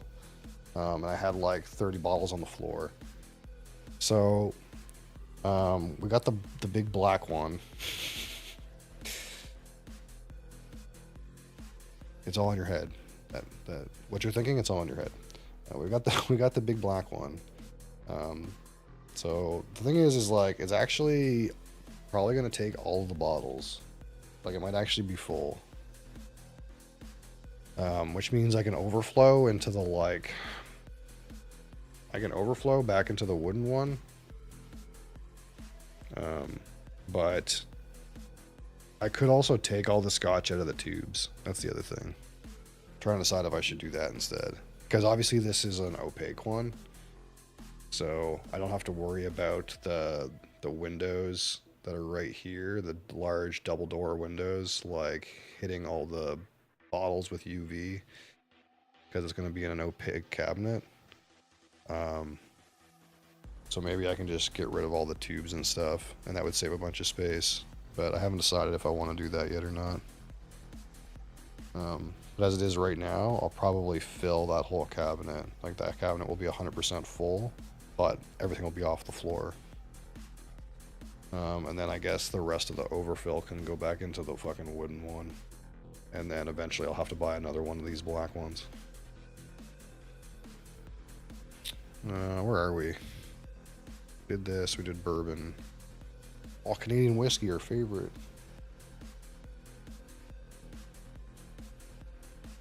Alberta Premium cask strength, oh boy.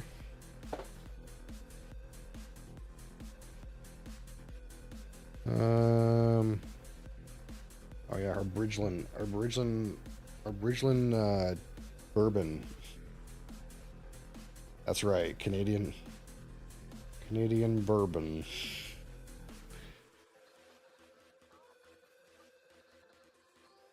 I just put that on my shelf. Just put one on your shelf. The Alberta Premium.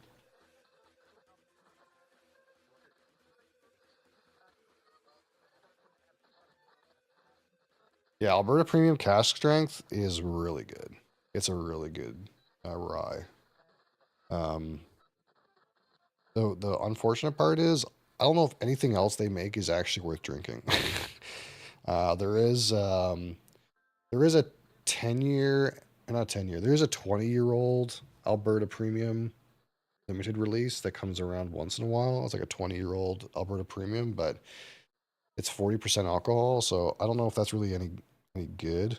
They also have something called a legacy batch, Alberta Premium Legacy batch, which I've never tried, but I haven't heard great things about. Now they did just release one, um, Alberta Distillers. What is it, like rare batch? I think.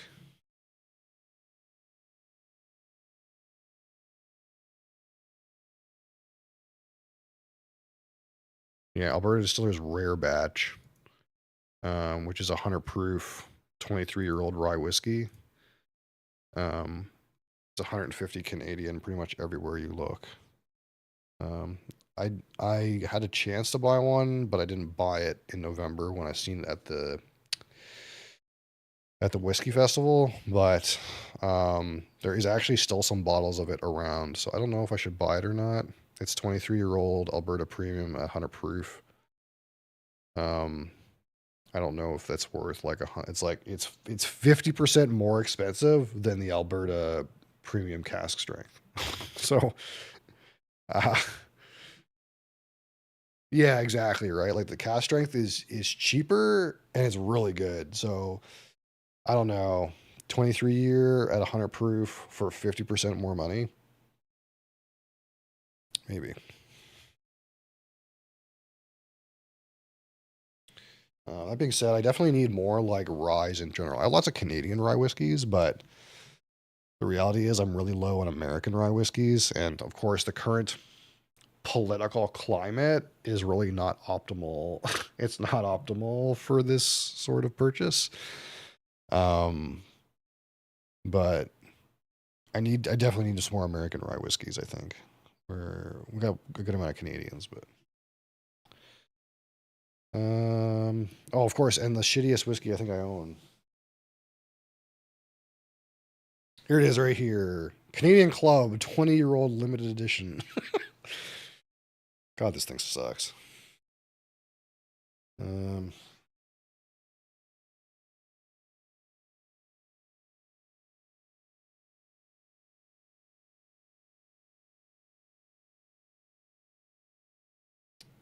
Need to stock up on Alberta, probably. Yeah, maybe. I don't know how it's like in the States. Like, it might just be tariffed. But um, up here, it's legitimately, if it's an American alcohol product, you cannot buy it. It's not on the shelf. Um,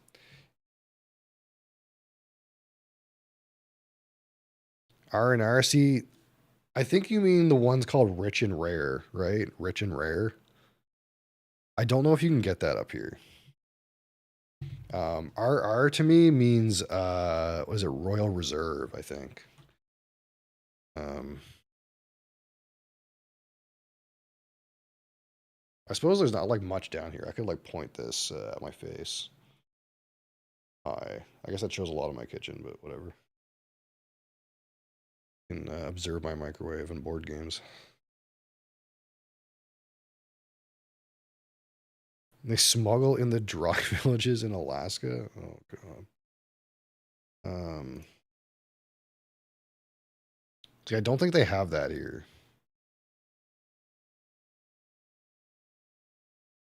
What we have is this thing called Royal Reserve, RR Royal Reserve. And when I think of like the dirt cheap, shittiest whiskey, this is the one that I think of. It's close, but I think Rich and Rare is not a thing in Canada. It's a Canadian whiskey, I think. Rich and Rare, I think it's a Canadian whiskey, but I think it's a Canadian whiskey that's made for American market.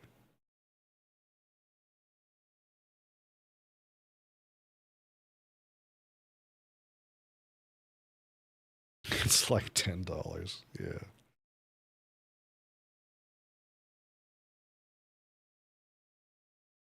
Lord Calvert. I don't even know what that is, but yeah, Royal Reserve is like when you think of like the guys in the military that are like drinking a little too much. That's what they buy, Royal Reserve.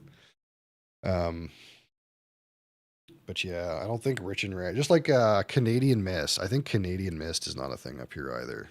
Let me check Alberta. Alberta has more stuff. Um,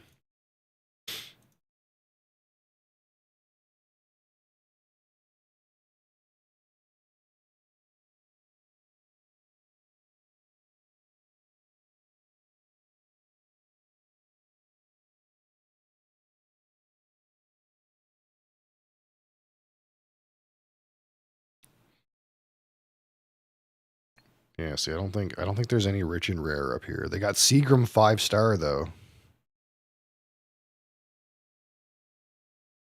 I guess Alberta Premium's slightly cheaper than Royal Reserve. They're both rye whiskeys though. Get into the Seagram's VO, the Seagram's 83. We still got that Seagram's vibe up here, you know.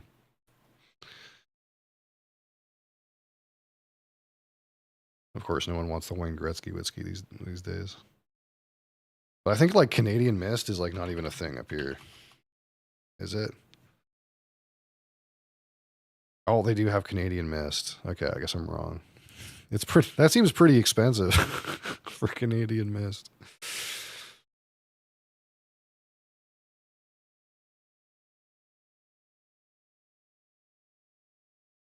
But yeah, no, I can't unfortunately do a tasting of Rich and Rare. I do know what bottle you mean though. Um, I just it doesn't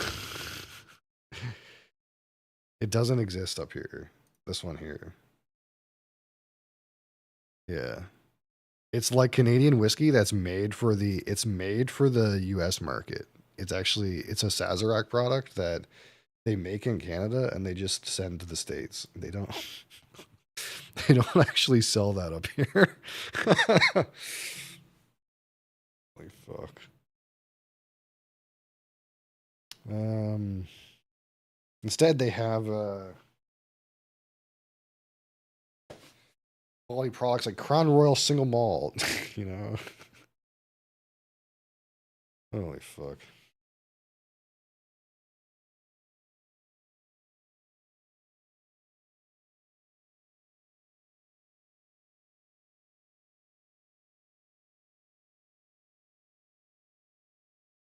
$200 in a dry village? I could see that. I can't remember what it's like in I can't remember what it's like in Northwest Territories and stuff like that. There's I don't know what rules they have. But I think there's some places that do have rules in northern Canada, like in Northwest Territories, Nunavut. Um, for some reason, I don't think Yukon is as bad, but I can't remember. The only thing I remember is there used to be like a problem where they would sniff gas up there. That was actually the problem. It wasn't like alcoholism. It was like guys like sniffing gasoline fumes. That was actually the problem they were having. But that might have been years ago. I fucking don't pay attention to politics. It's best for my sanity if I don't pay too much attention to the news, to things I can't do anything about.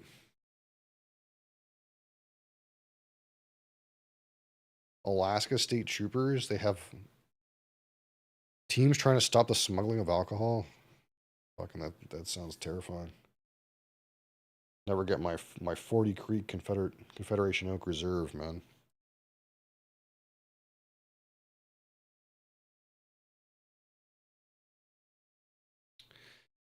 Um, what else is next? There's a Lot 40. Lot 40, Dark Oak, and Explorations.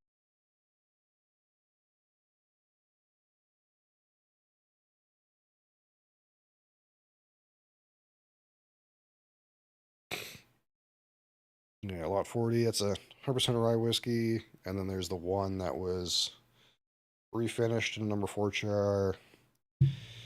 And then this one, which was finished in a peated quarter. Um, and they're all terrible. They're not that bad, but this is like the best one. The regular one's the best one. It feels like every time they try to do something to a Lot 40, it makes it worse. At least that's been my experience. They're going, man, Lot 40 is pretty good. If they increased the proof and did something cool to it, man, it'd be so good. And it's like just bad every time.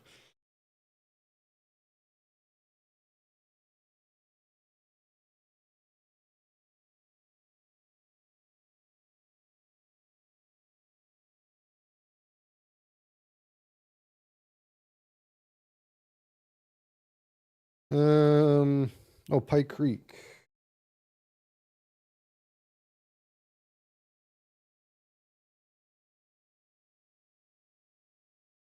10-year-old rum barrel finish.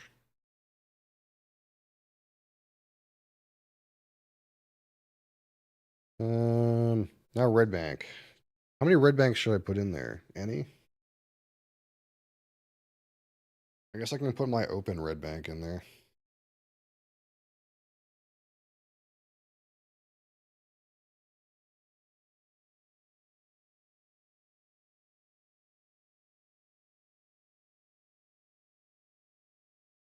Maybe I should put all these other Red Banks on this thing.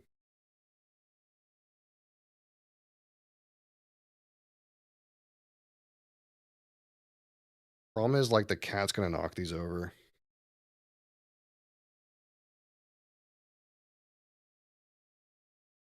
I low key kind of hope next year at the festival they give me more Red Banks, just because I think it would be funny. um, Signal Hill Founder Select Overproof. This is pretty good.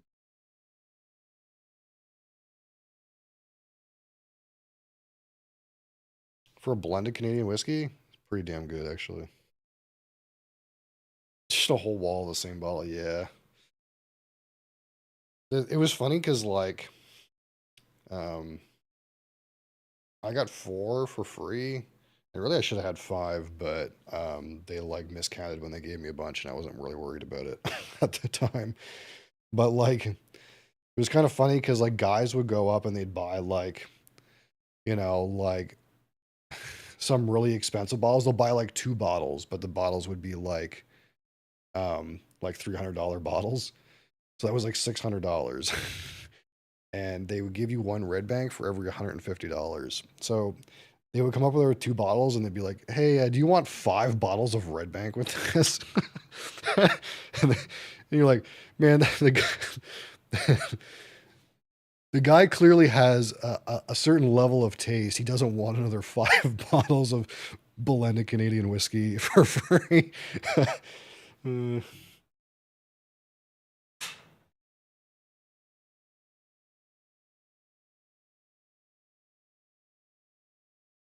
yeah, it would just be funny because there's no way I'm gonna like pay $50 a bottle for that for the meme. It's not the meme isn't worth $50 a bottle. Yeah, I'm good. That's what I mean. That's exactly what happened. Is like I was in there shopping and a guy was like, "Well, you can get another 5 free bottles of Red Bank," and they were like, "Yeah, no, I'm good." I really should have asked. Actually, I really should have asked if I could have had their 5 bottles of Red Bank. That would have been a good meme. I should have asked. I'll take them.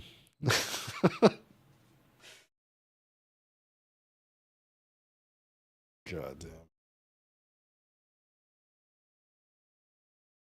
But yeah, for $52 a bottle, it's not the meme's not worth it. Yeah, let's see. We got our shoulder point cask strength, single malt, and then we have yeah, this little one, this whiskey club one. This is seaweed and peat cask strength. And then we have the driftwood smoked barrel one. I have to like keep this pamphlet with this fucking thing though.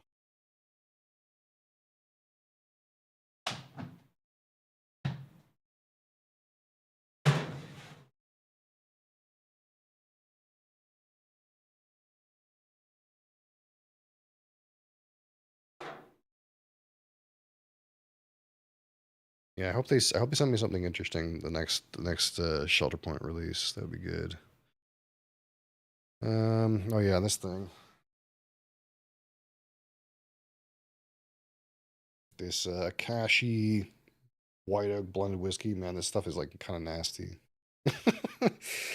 um it wasn't I feel like it wasn't that bad when I first tried it, but like when I wrote the review for this, there were some really gnarly notes that came out of this fucking bottle. Like, what did I write about it? Um on the aroma, grain, malt, cigarette smoke, apple juice, dried out smoked old cheddar, peppered omelet, shriveled up plum, and on the palate, grain malt, bitter ash, metal ashtray, dry apple juice. Yeah, metal ashtray. That was the one. That's the one that you're like, I don't know, I don't know. I don't know about that metal ashtray note. It's like some part of the grain is peated. It's like really lightly peated, but the peat like smoke comes across as like cigarette smoke. It's like not great.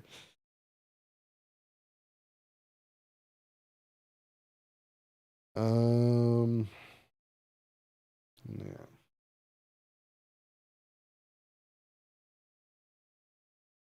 I got this one, the World Whiskey, which is actually a lot smokier than I thought, but this is pretty good. I like this one. I couldn't find the rye in it, but most of the other stuff is in there.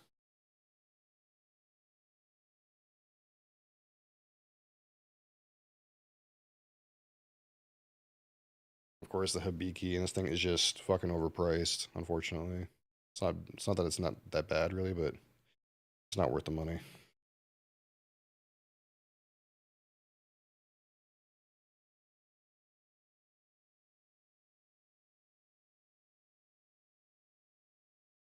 And then we have just a couple of rums and things, stuff at the bottom.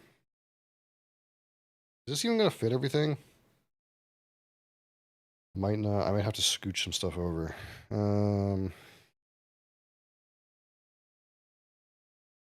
Yeah, I got Appleton 12. What else is there? This Bacardi 10 Grand Reserva, which is basically just like drinking molasses. It's dangerous, really. Um, that slightly lemony pledge Eldorado stuff. Um,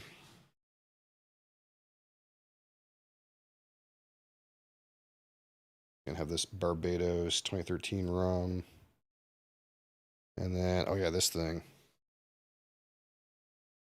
is almost gone, but like, this is definitely way too sweetened, and they put way too much sugar in this fucking thing. It's like, I think the actual rum's not that good, and they just like slammed it with sugar.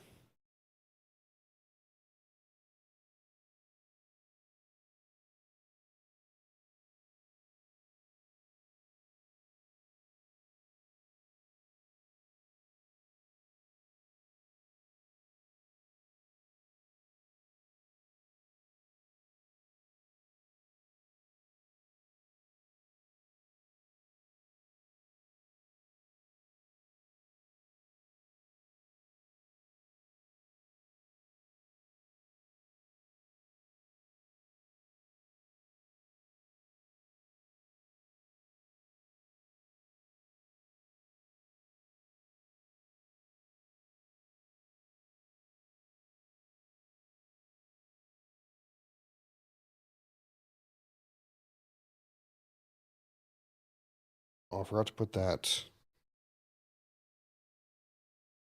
Irish Infinity in there somewhere. This room.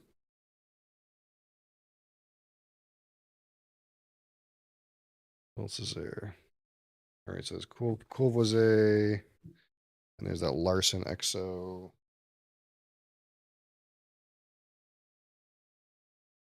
And then there's this the couple gins.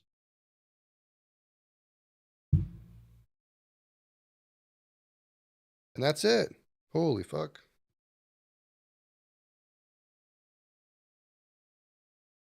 It's been so long since I haven't had whiskey on my floor. It's kind of wild to see the floor again.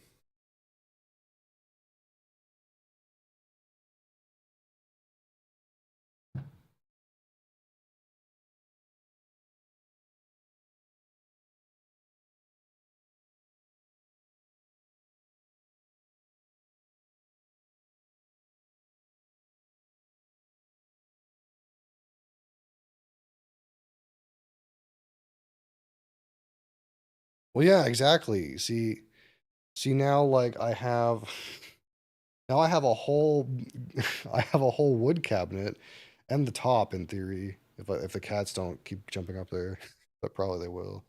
I have a whole wood cabinet that I can fill. And then I could, so what's going to happen? It's just a natural progression of things. The black cabinet is like, there's like space between the rows. Like I could jam it, but it's mostly full. Maybe I could get like another couple rows in if I jammed it, like maybe one more row per shelf, like maybe one, two, three, four, five. There's like six. Like I could maybe put like 20% more in there. Um, but probably what's going to happen is I'll just leave this as it is, and then we'll fill up this thing again. And then once this is full and we start putting stuff on the floor again, then we'll just buy another one of these black cabinets and we'll start the process over again. You and I both know that's what's going to happen. Got a whole damn liquor store in his home? I don't, and that's the problem, okay? That's the problem. If I did, it would be good, but the thing is there's just too many things that I'm missing. That being said, I have a better selection than most regular old bars. But, you know, I'm looking at that bar in town. They got 700 whiskeys. The specialty whiskey bar in town has 700 whiskeys, and I'm sitting here going, you know, they're one upping me over there. I can't, you know. I gotta at least be doing as good as they are. Oh, my music stopped. I wonder how long that was been stopped for. The weight limit on my wooden shelves keeps me slightly in check. Yeah, so that's why I deliberately ordered this cabinet, because the weight limit on the shelves was 180 pounds. So my logic was like, well, I'm slightly heavier than 180 pounds, but not by a lot. So if one of those shelves is weight limited to hold me, it'll probably be fine with whatever I put in there. Because I think, again, like, that's made for your garage to hold some fucking power tools or some shit. It's not made for this. But it keeps me peace of mind, you know? It's that I think the shelves are good. I'm gonna have to buy another one eventually. That's just, it is what it is. Because if that cabinet roughly fits like 110, 120 bottles, then that means we need, I don't know, like 6 of those, and then we'll be as good as the bar downtown.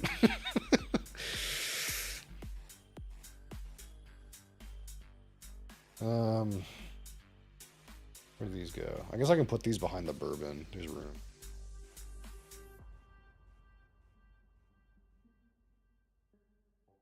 But yeah, it's like, it's not great display. And that's one of the things that, like, I know it's like, yeah, it's opaque black cabinet. It protects the liquid, but it's not a great display, you know. I know it's not like one of those things where it's like, oh my god, look at all the spirits you have. It's so cool. It's like not like that at all, but I'm so functional, right?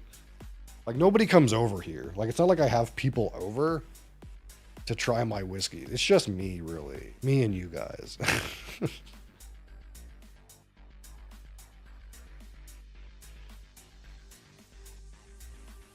Sometimes my wife has something, and sometimes my wife's friends might come over and have something. But that's it. So I tried. I really tried. I have a shit ton of board games, which obvious. I was pointing the camera up here before, but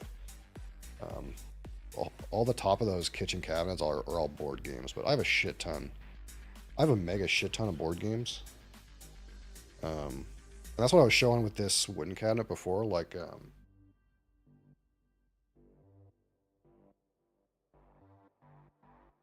the whole top of that is Arkham Horror RPG stuff. Like, I had tried to get people to come over. Look, I have all this alcohol, and we can play board games. Isn't that sweet? And then no one wants to come over. Like, okay, you don't have to pay anything. You just have to show up. No one wants to show up. Okay.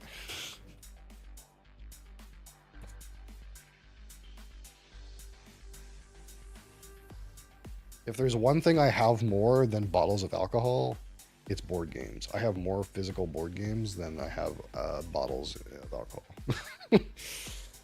But at this point, no one really uses the physical board games. So we're going to end up having more bottles of alcohol than board games eventually. That's just how it's going to be.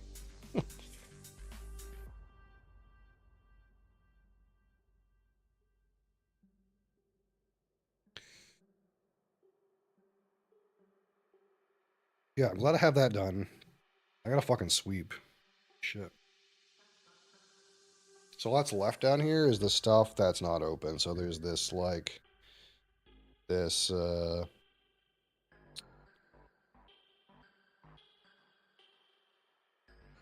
Ardbeg Spectacular for the 20 sub points. The Community Infinity Bottle.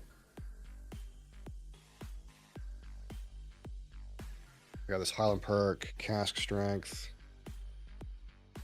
The lighting is kind of scuffed because I moved the light. Actually, I can probably move it back now.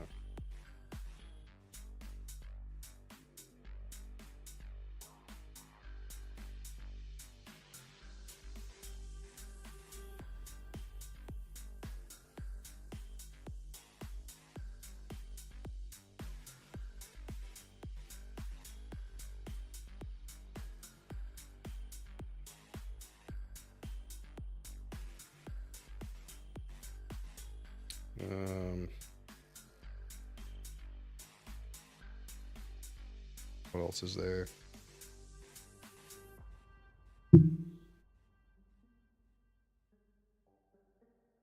Yeah, I have this Highland Park cask strength. What else is down here? Highland Park 15. I have this Martell, the SOP cognac. This Balvenie Week of Peat 14-year-old.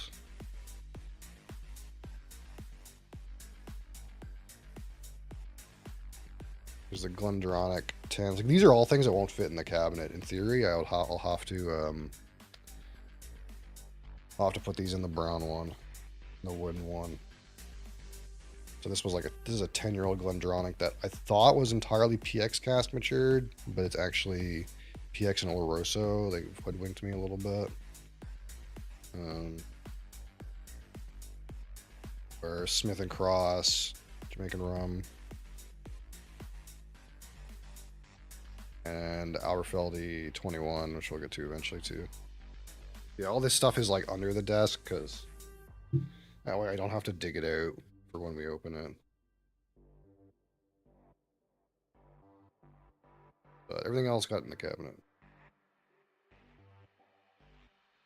How long did that take?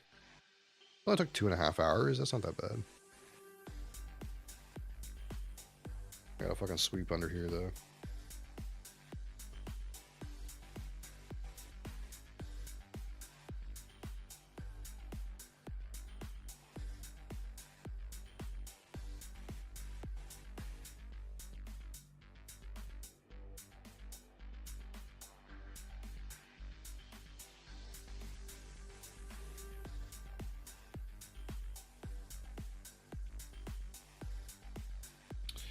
I'm probably going to pick up some more stuff this week sometime because our community tasting poll, I think, is done today. So I got to pick up one of those. Then I'll probably pick up 2 or 3 more other things.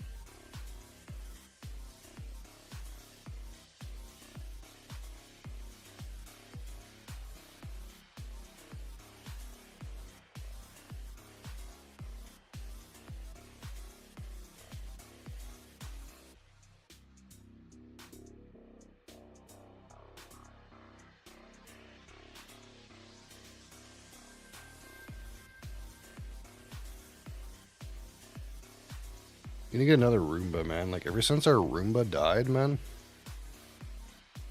it's like so much work to clean now.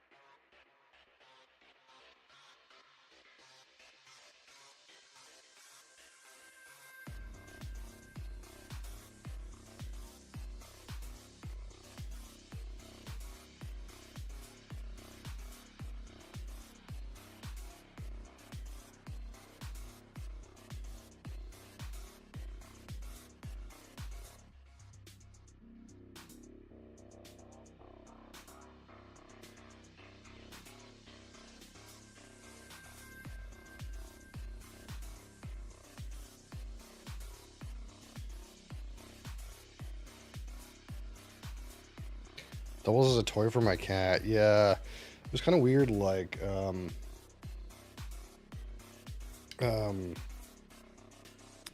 Nijiro was really obsessed with the Roomba. It was like kind of, it's kind of awkward. I kind of think I got the feeling that she thought it was a real animal, and she was friends with it. That's the vibe I got. And Mosley just didn't want to go anything, didn't want anything to do with that cat, or that Roomba. Let me take a picture. I'll probably like change this camera back.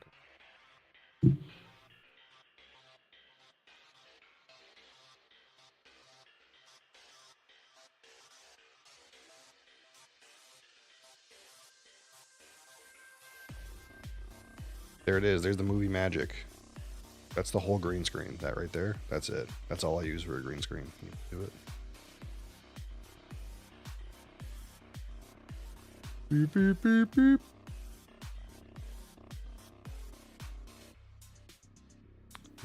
Yeah, I'll take a picture of the whole shebang here.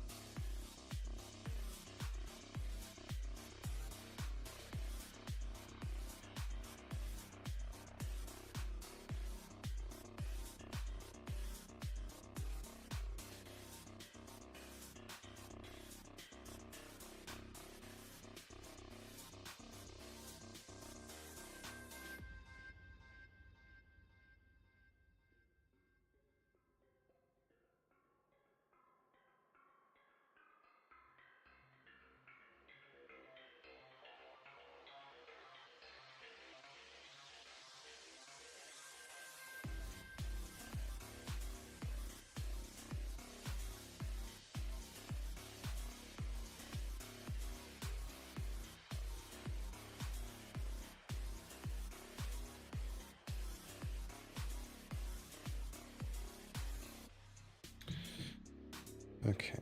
Let me get my chair.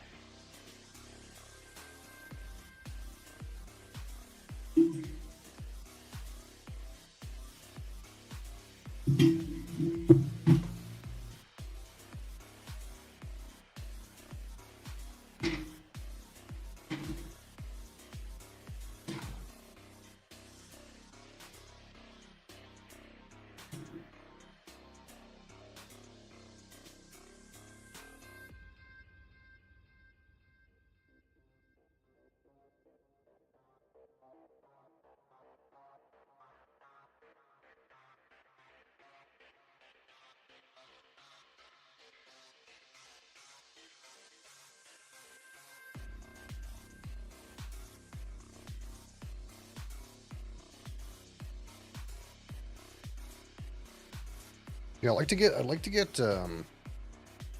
happened to my other fucking camera. Whoop. Here. Fine. I'd like to get a handheld camera too, but I guess like, I guess I could set up my phone to like capture too. I guess that's the other thing I could do. But I intended for that Razer Keo to be a handheld camera, but it's a piece of shit. I can't get it to work right with the other cameras. The other cameras like just crash and get angry as soon as I try to hook up the Razer Keo. They're like, what the fuck are you doing with this off-brand piece of shit Razer garbage thing?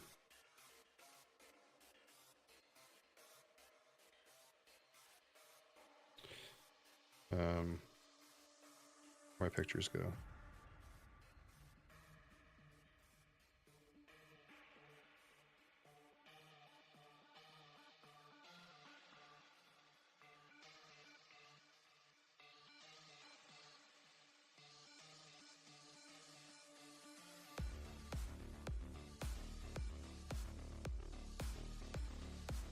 So we'll post one of these in our super secret subscriber inside scoop and also show it live.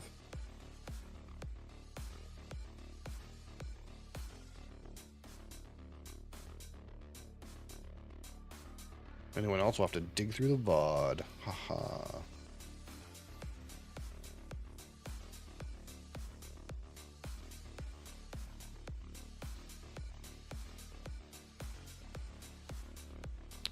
Browse.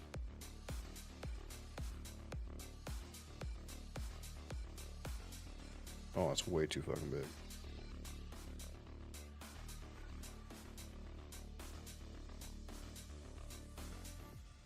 Yeah. There we go. There it is. And all the things.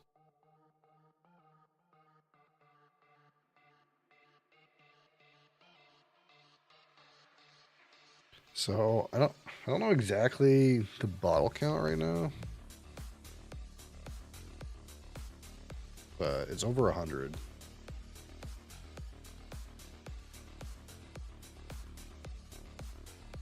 It's probably like 120 or something like that.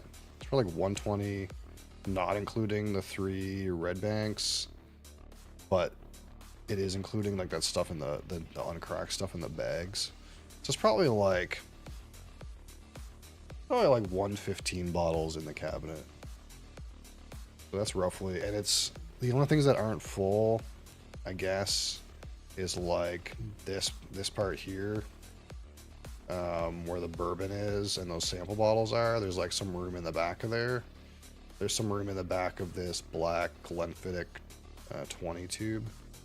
But that's pretty much it. Everything else, like, there's room between the rows, though, where I could, like, really crunch them in. I could really slam them in. But it's roughly organized right now, where there's bourbon and then single malt scotch, like, bot category. So there's Highlands, Islas, Spaysides, etc. Islands are in the back there somewhere. And then this shelf down here is blended Irish and the start of Canadian, and then the rest of the Canadian is on the bottom, plus the world whiskey and the rum and other random stuff, cognac, whatever. But of course, as these categories expand, they will no longer be organized, but it's organized in there right now.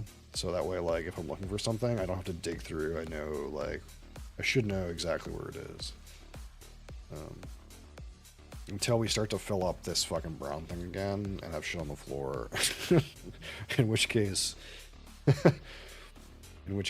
we'll have to get another cabinet. Not bad.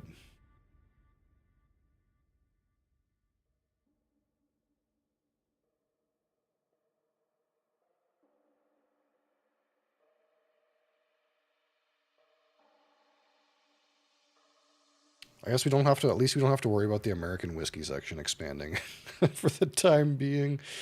We don't have to worry about that. It can stay on the top shelf. I guess maybe that was the wisest thing I did, is put the put the American whiskey in first. Because that's not going to change much in the near future. Okay. It's not bad. It's not bad. I wish I had more. It's hard. Like, obviously, I have a budget. There is a budget. The thing that I have a hard time with is, like, I just want to buy scotch, but I wish I had more other things. Like, I wish I had more rums, cognacs. Wish I had more Irish whiskeys. My Canadian whiskeys are coming along, but it's hard to, like, go and be like, hey, I want to buy, like,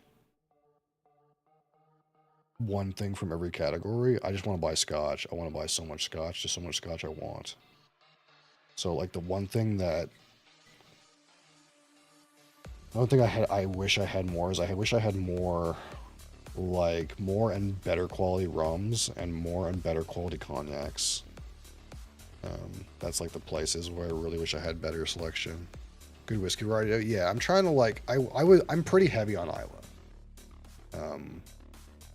Isla's still the category I have the most things in, but like it's the one that I expanded the quickest. And then I was like, okay, let's pump the brakes a little bit. Let's get some Highland stuff. Let's get some Space Side stuff. Because like as soon as I was down with the peat, as soon as I was like, I wouldn't say down. I was never like disliked the peat and it was too much, but like once I discovered peat, I just wanted peated everything. I was like, oh, I fucking love peat. I want all the peat. And even a lot of my non-Isla stuff is smoky. So that's the one thing is like I've kind of like tried to backfill some of the other categories and experience some more like non-peated stuff. Because I was smitten immediately with peated stuff. And of course, like whiskey is, yeah, it's the major focus. And part of that is just because like I have to go out of my way a little bit to get better rums and cognacs. I just learned about some cognacs available in Alberta, for example, that are like not from the big four houses, that are like a better quality product, that I want to start trying some of those. And of course, there's always like, I'm so clueless with rums. I think that's the place where like I could use the most personal understanding and growth is in the rum category, because I go and look in the rum category in the shops around here and there's basically nothing. Yeah, Smith & Cross is a new bottle for me. I've never had it before. And I know that for some people, that's like the start of their funk adventure, you know. You cannot get Smith & Cross here. I had to order this. I had to order this from Alberta. That's the only way I could get one of these. So what tends to happen is I go, and Alberta has like so much more stuff than I can get locally. So, but what happens is I go to like the rum category on the Alberta sites, and I have no idea what I'm looking at. It's like one of those things where like if I go to the whiskey category, and even if it's a whiskey I've never heard of, I'm versed enough in whiskey that if I look at the bottle, I'm like, I can roughly understand what I'm looking at. It's like, oh, this is from this region, or this is peated or not peated. This is, you know, what cask is used. This is what I can expect. And then I look at like the rum category and I'm like, I have no fucking clue what's going on.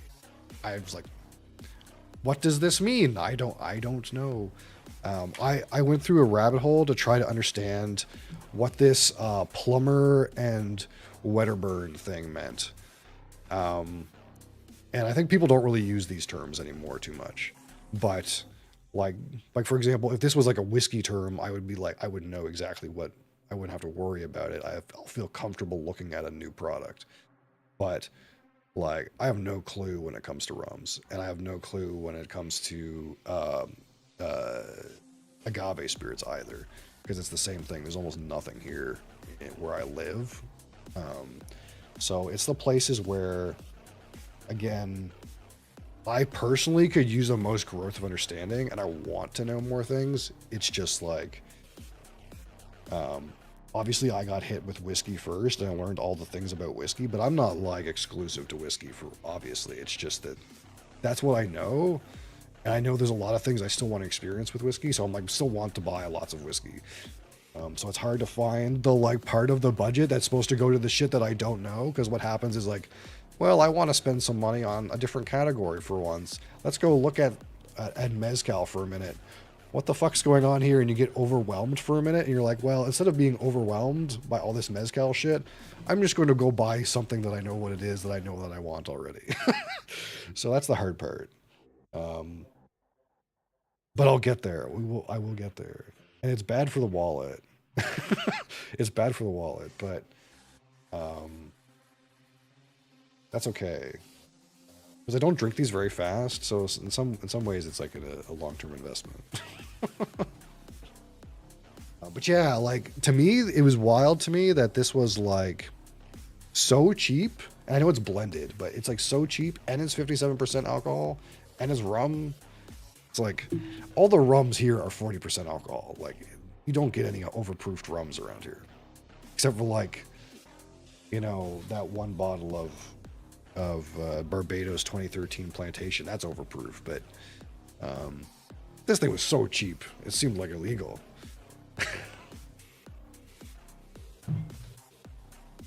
But yeah, we'll get there. Bacardi one. Look, I don't mean like drinking rum. That's basically just vodka.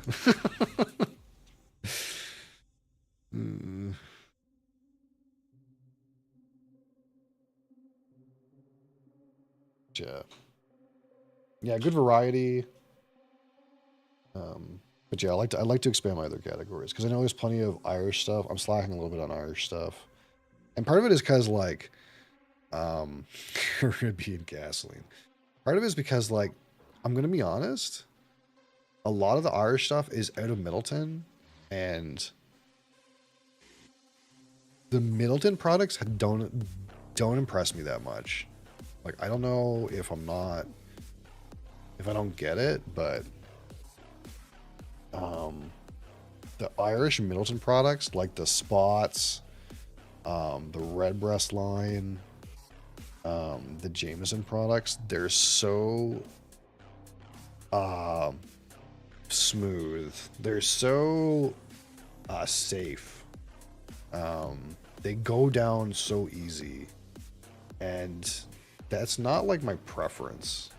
Like, my preference is like weird, unique, funky, jarring characters that are like a little bit challenging. I want to be challenged a little bit. And I find that like, especially the Middleton products are not that challenging when it comes to Irish whiskey. And so I have like an innate propensity to not want to like buy them very much. I'm like, I'm not really that interested. Like, for example, there's a Redbreast 15 in Alberta that's on sale right now. And I'm like, I should try that. But I'm not that excited about it because I feel like it'll be very safe and very soft, very tame, and not that interesting. You know? So it's not on the first of my list, but I know I'm slacking a little bit on Irish whiskey. I could do better with that. And we've been picking up on Canadian whiskeys too.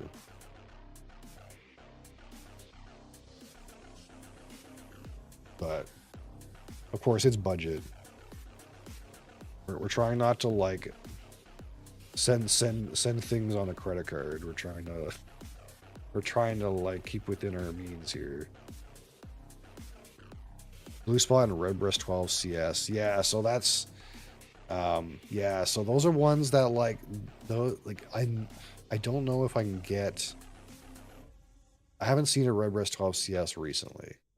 But that's kind of one of the ones that like it was the same with. I should put everything away, so I don't want to get it out. But like with Canadian whiskey, a lot of Canadian whiskeys are 40% alcohol. They're very tame and smooth and approachable. And then I had that that Newfie one, that Founders Select Overproof. It's like 56.2% alcohol, but it's just like blended Canadian whiskey. But it's like the proof is like way up there, and that made it so good. So that's what I'm kind of thinking. Like maybe you're right. Like maybe I need to get something that's cask strength. The blue is like 7-year-old cask strength, isn't it? Spot blue.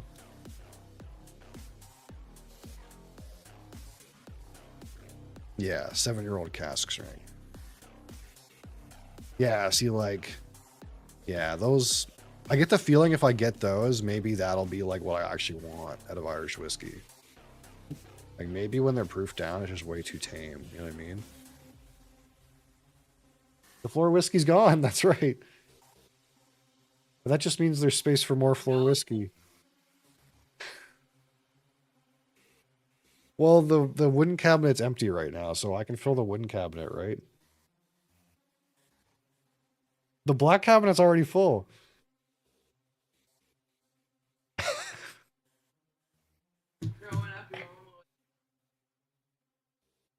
Okay. It was from Newfoundland. They probably distilled a moose in it. Yeah, the thing I hate to say is there's no distilleries in Newfoundland. So unfortunately, that Newfie whiskey is actually just Canadian blended whiskey that they happened to blend in Newfoundland, but it's not distilled in Newfoundland. Just like Newfie Screech. You ever heard of Newfie Screech before? Newfie Screech is just Jamaican rum.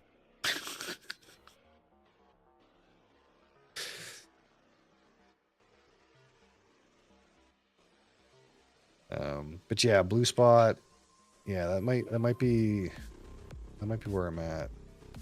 I maybe need to get some of that. Because again, I would rather have a Bushmills product. Like Bushmills products, there's better flavor in Bushmills products. So like when I'm looking at Irish whiskey right now, I'm looking at Bushmills products. I'm like, even if it's like 40% alcohol, the Bushmills products are so much more interesting to me. I don't know why that is. Maybe it's the single pot still thing. I don't know. Like maybe the fact that it's Bushmills is single malt. I'm not sure. But yeah, those are Blue Spot or Redbreast 12 CS. Those would be good places to go next, or at least they would keep me interested. They have these in Alberta. The problem with Blue Spot and Redbreasts that are not the 12 is sometimes they're hard to get.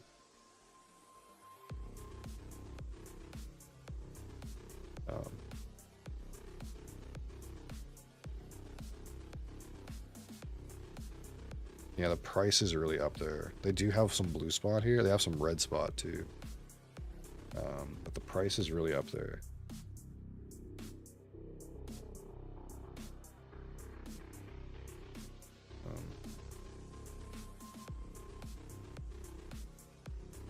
Bushmills Black Bush. Yeah, I've heard so many people really like Black Bush, despite the fact that it's get your mind out of the fucking gutter, Creeks. I know. Yeah, Black Bush I heard is really good value.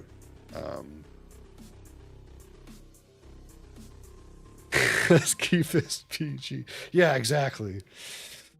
I knew what you were thinking.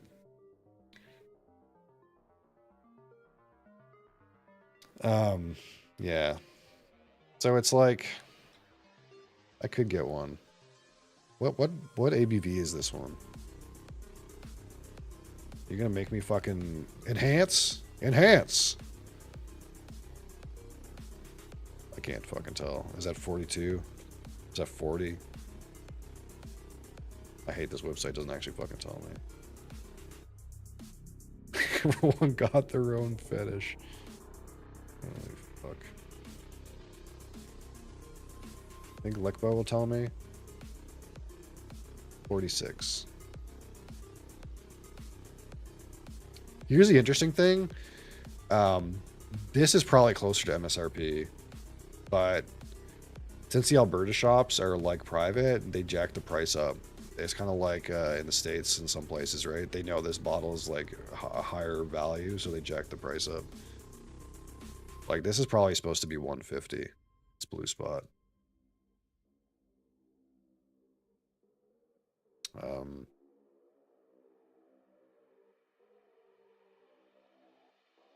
Oh, here we go. Hey, that's not bad. Did they just get this? I think they must have just got this. Maybe.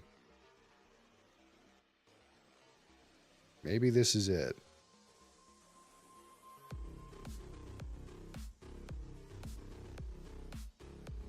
Like, this is only $7 before taxes more expensive than the regular 12. Like, how does that make sense? Blue Spot a crazy price arc here but came back down. Yeah. See, I think the problem is like they might have Blue Spot around here in Alberta because they're jacking the price up.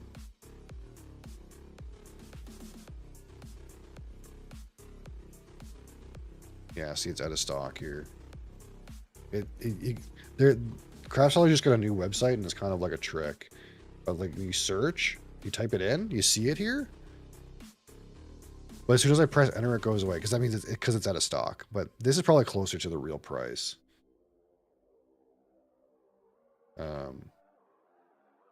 Yeah. That's more reasonable than $200.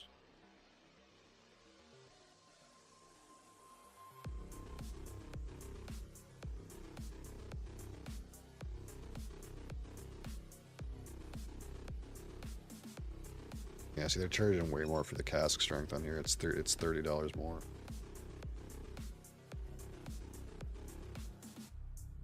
The struggle with like these sites for me, like it doesn't seem too, like this one doesn't seem too bad, right? But what you have to remember is this is on the other side of the country from me, and this stuff doesn't exist near me. So in order for me to like get this 12 CS, the shipping is like $56. So I have to like, and it's in batches. It's like they do like 4 bottles, then 6 bottles, then 8 bottles or something like that. So really I have to like, if I want to do an order with this, I have to order at least 4 bottles and then I have to pay 56 in shipping. So it's like, it's a lot. You have to like really like do a kind of a big order. You got to do 8s. That's even worse. At least on this site, I think it's this site. This site they do 1, 4, and 6. I think so. If you just want 1 bottle, the shipping's not too bad. There's something like that. But it's like, well, I could get this 1 bottle shipped for like $25. And that makes this like $150. Which is still more than if I shipped this 1 bottle on $56 shipping. So it's like you might as well make it worth it, right?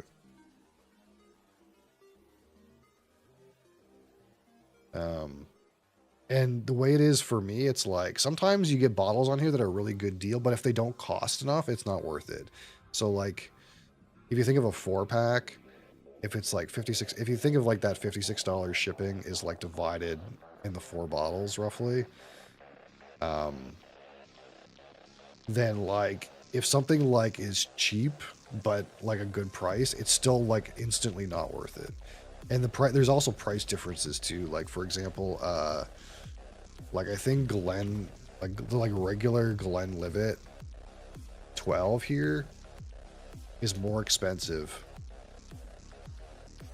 Like this Glenlivet 12 year, like it's on sale for $63, but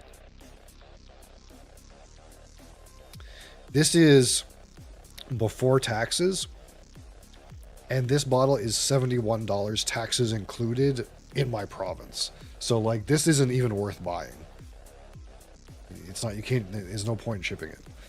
So it's like, you want to buy more expensive bottles. Like the more expensive the bottles are, the more worth it is to ship them, because like the expensive bottles, so say things that are like over $200,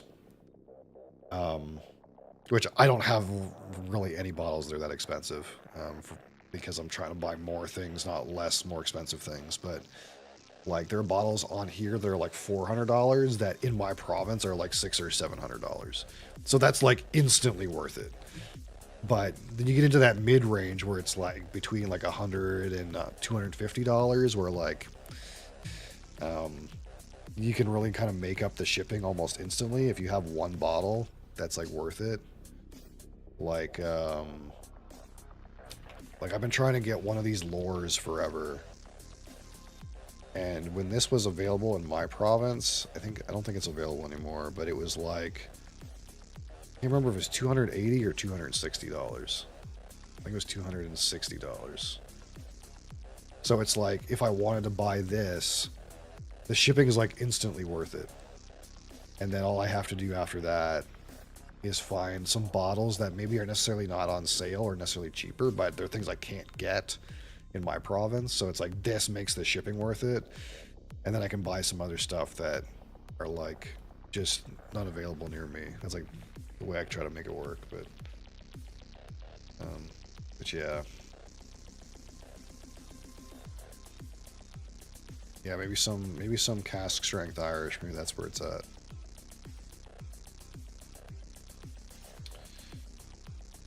Okay.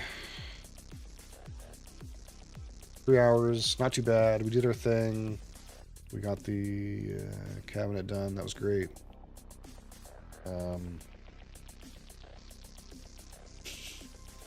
It just gives us space for more things, which my wife scowled at. But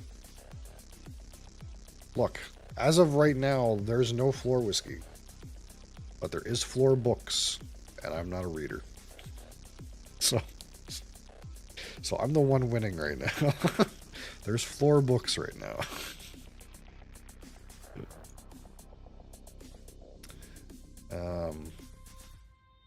I might stream some games or something later tonight, but I gotta eat something. I'm starving. Thank you guys for watching. I'll be back tomorrow, at least. Maybe tonight, but at least tomorrow. Regular time. Same place.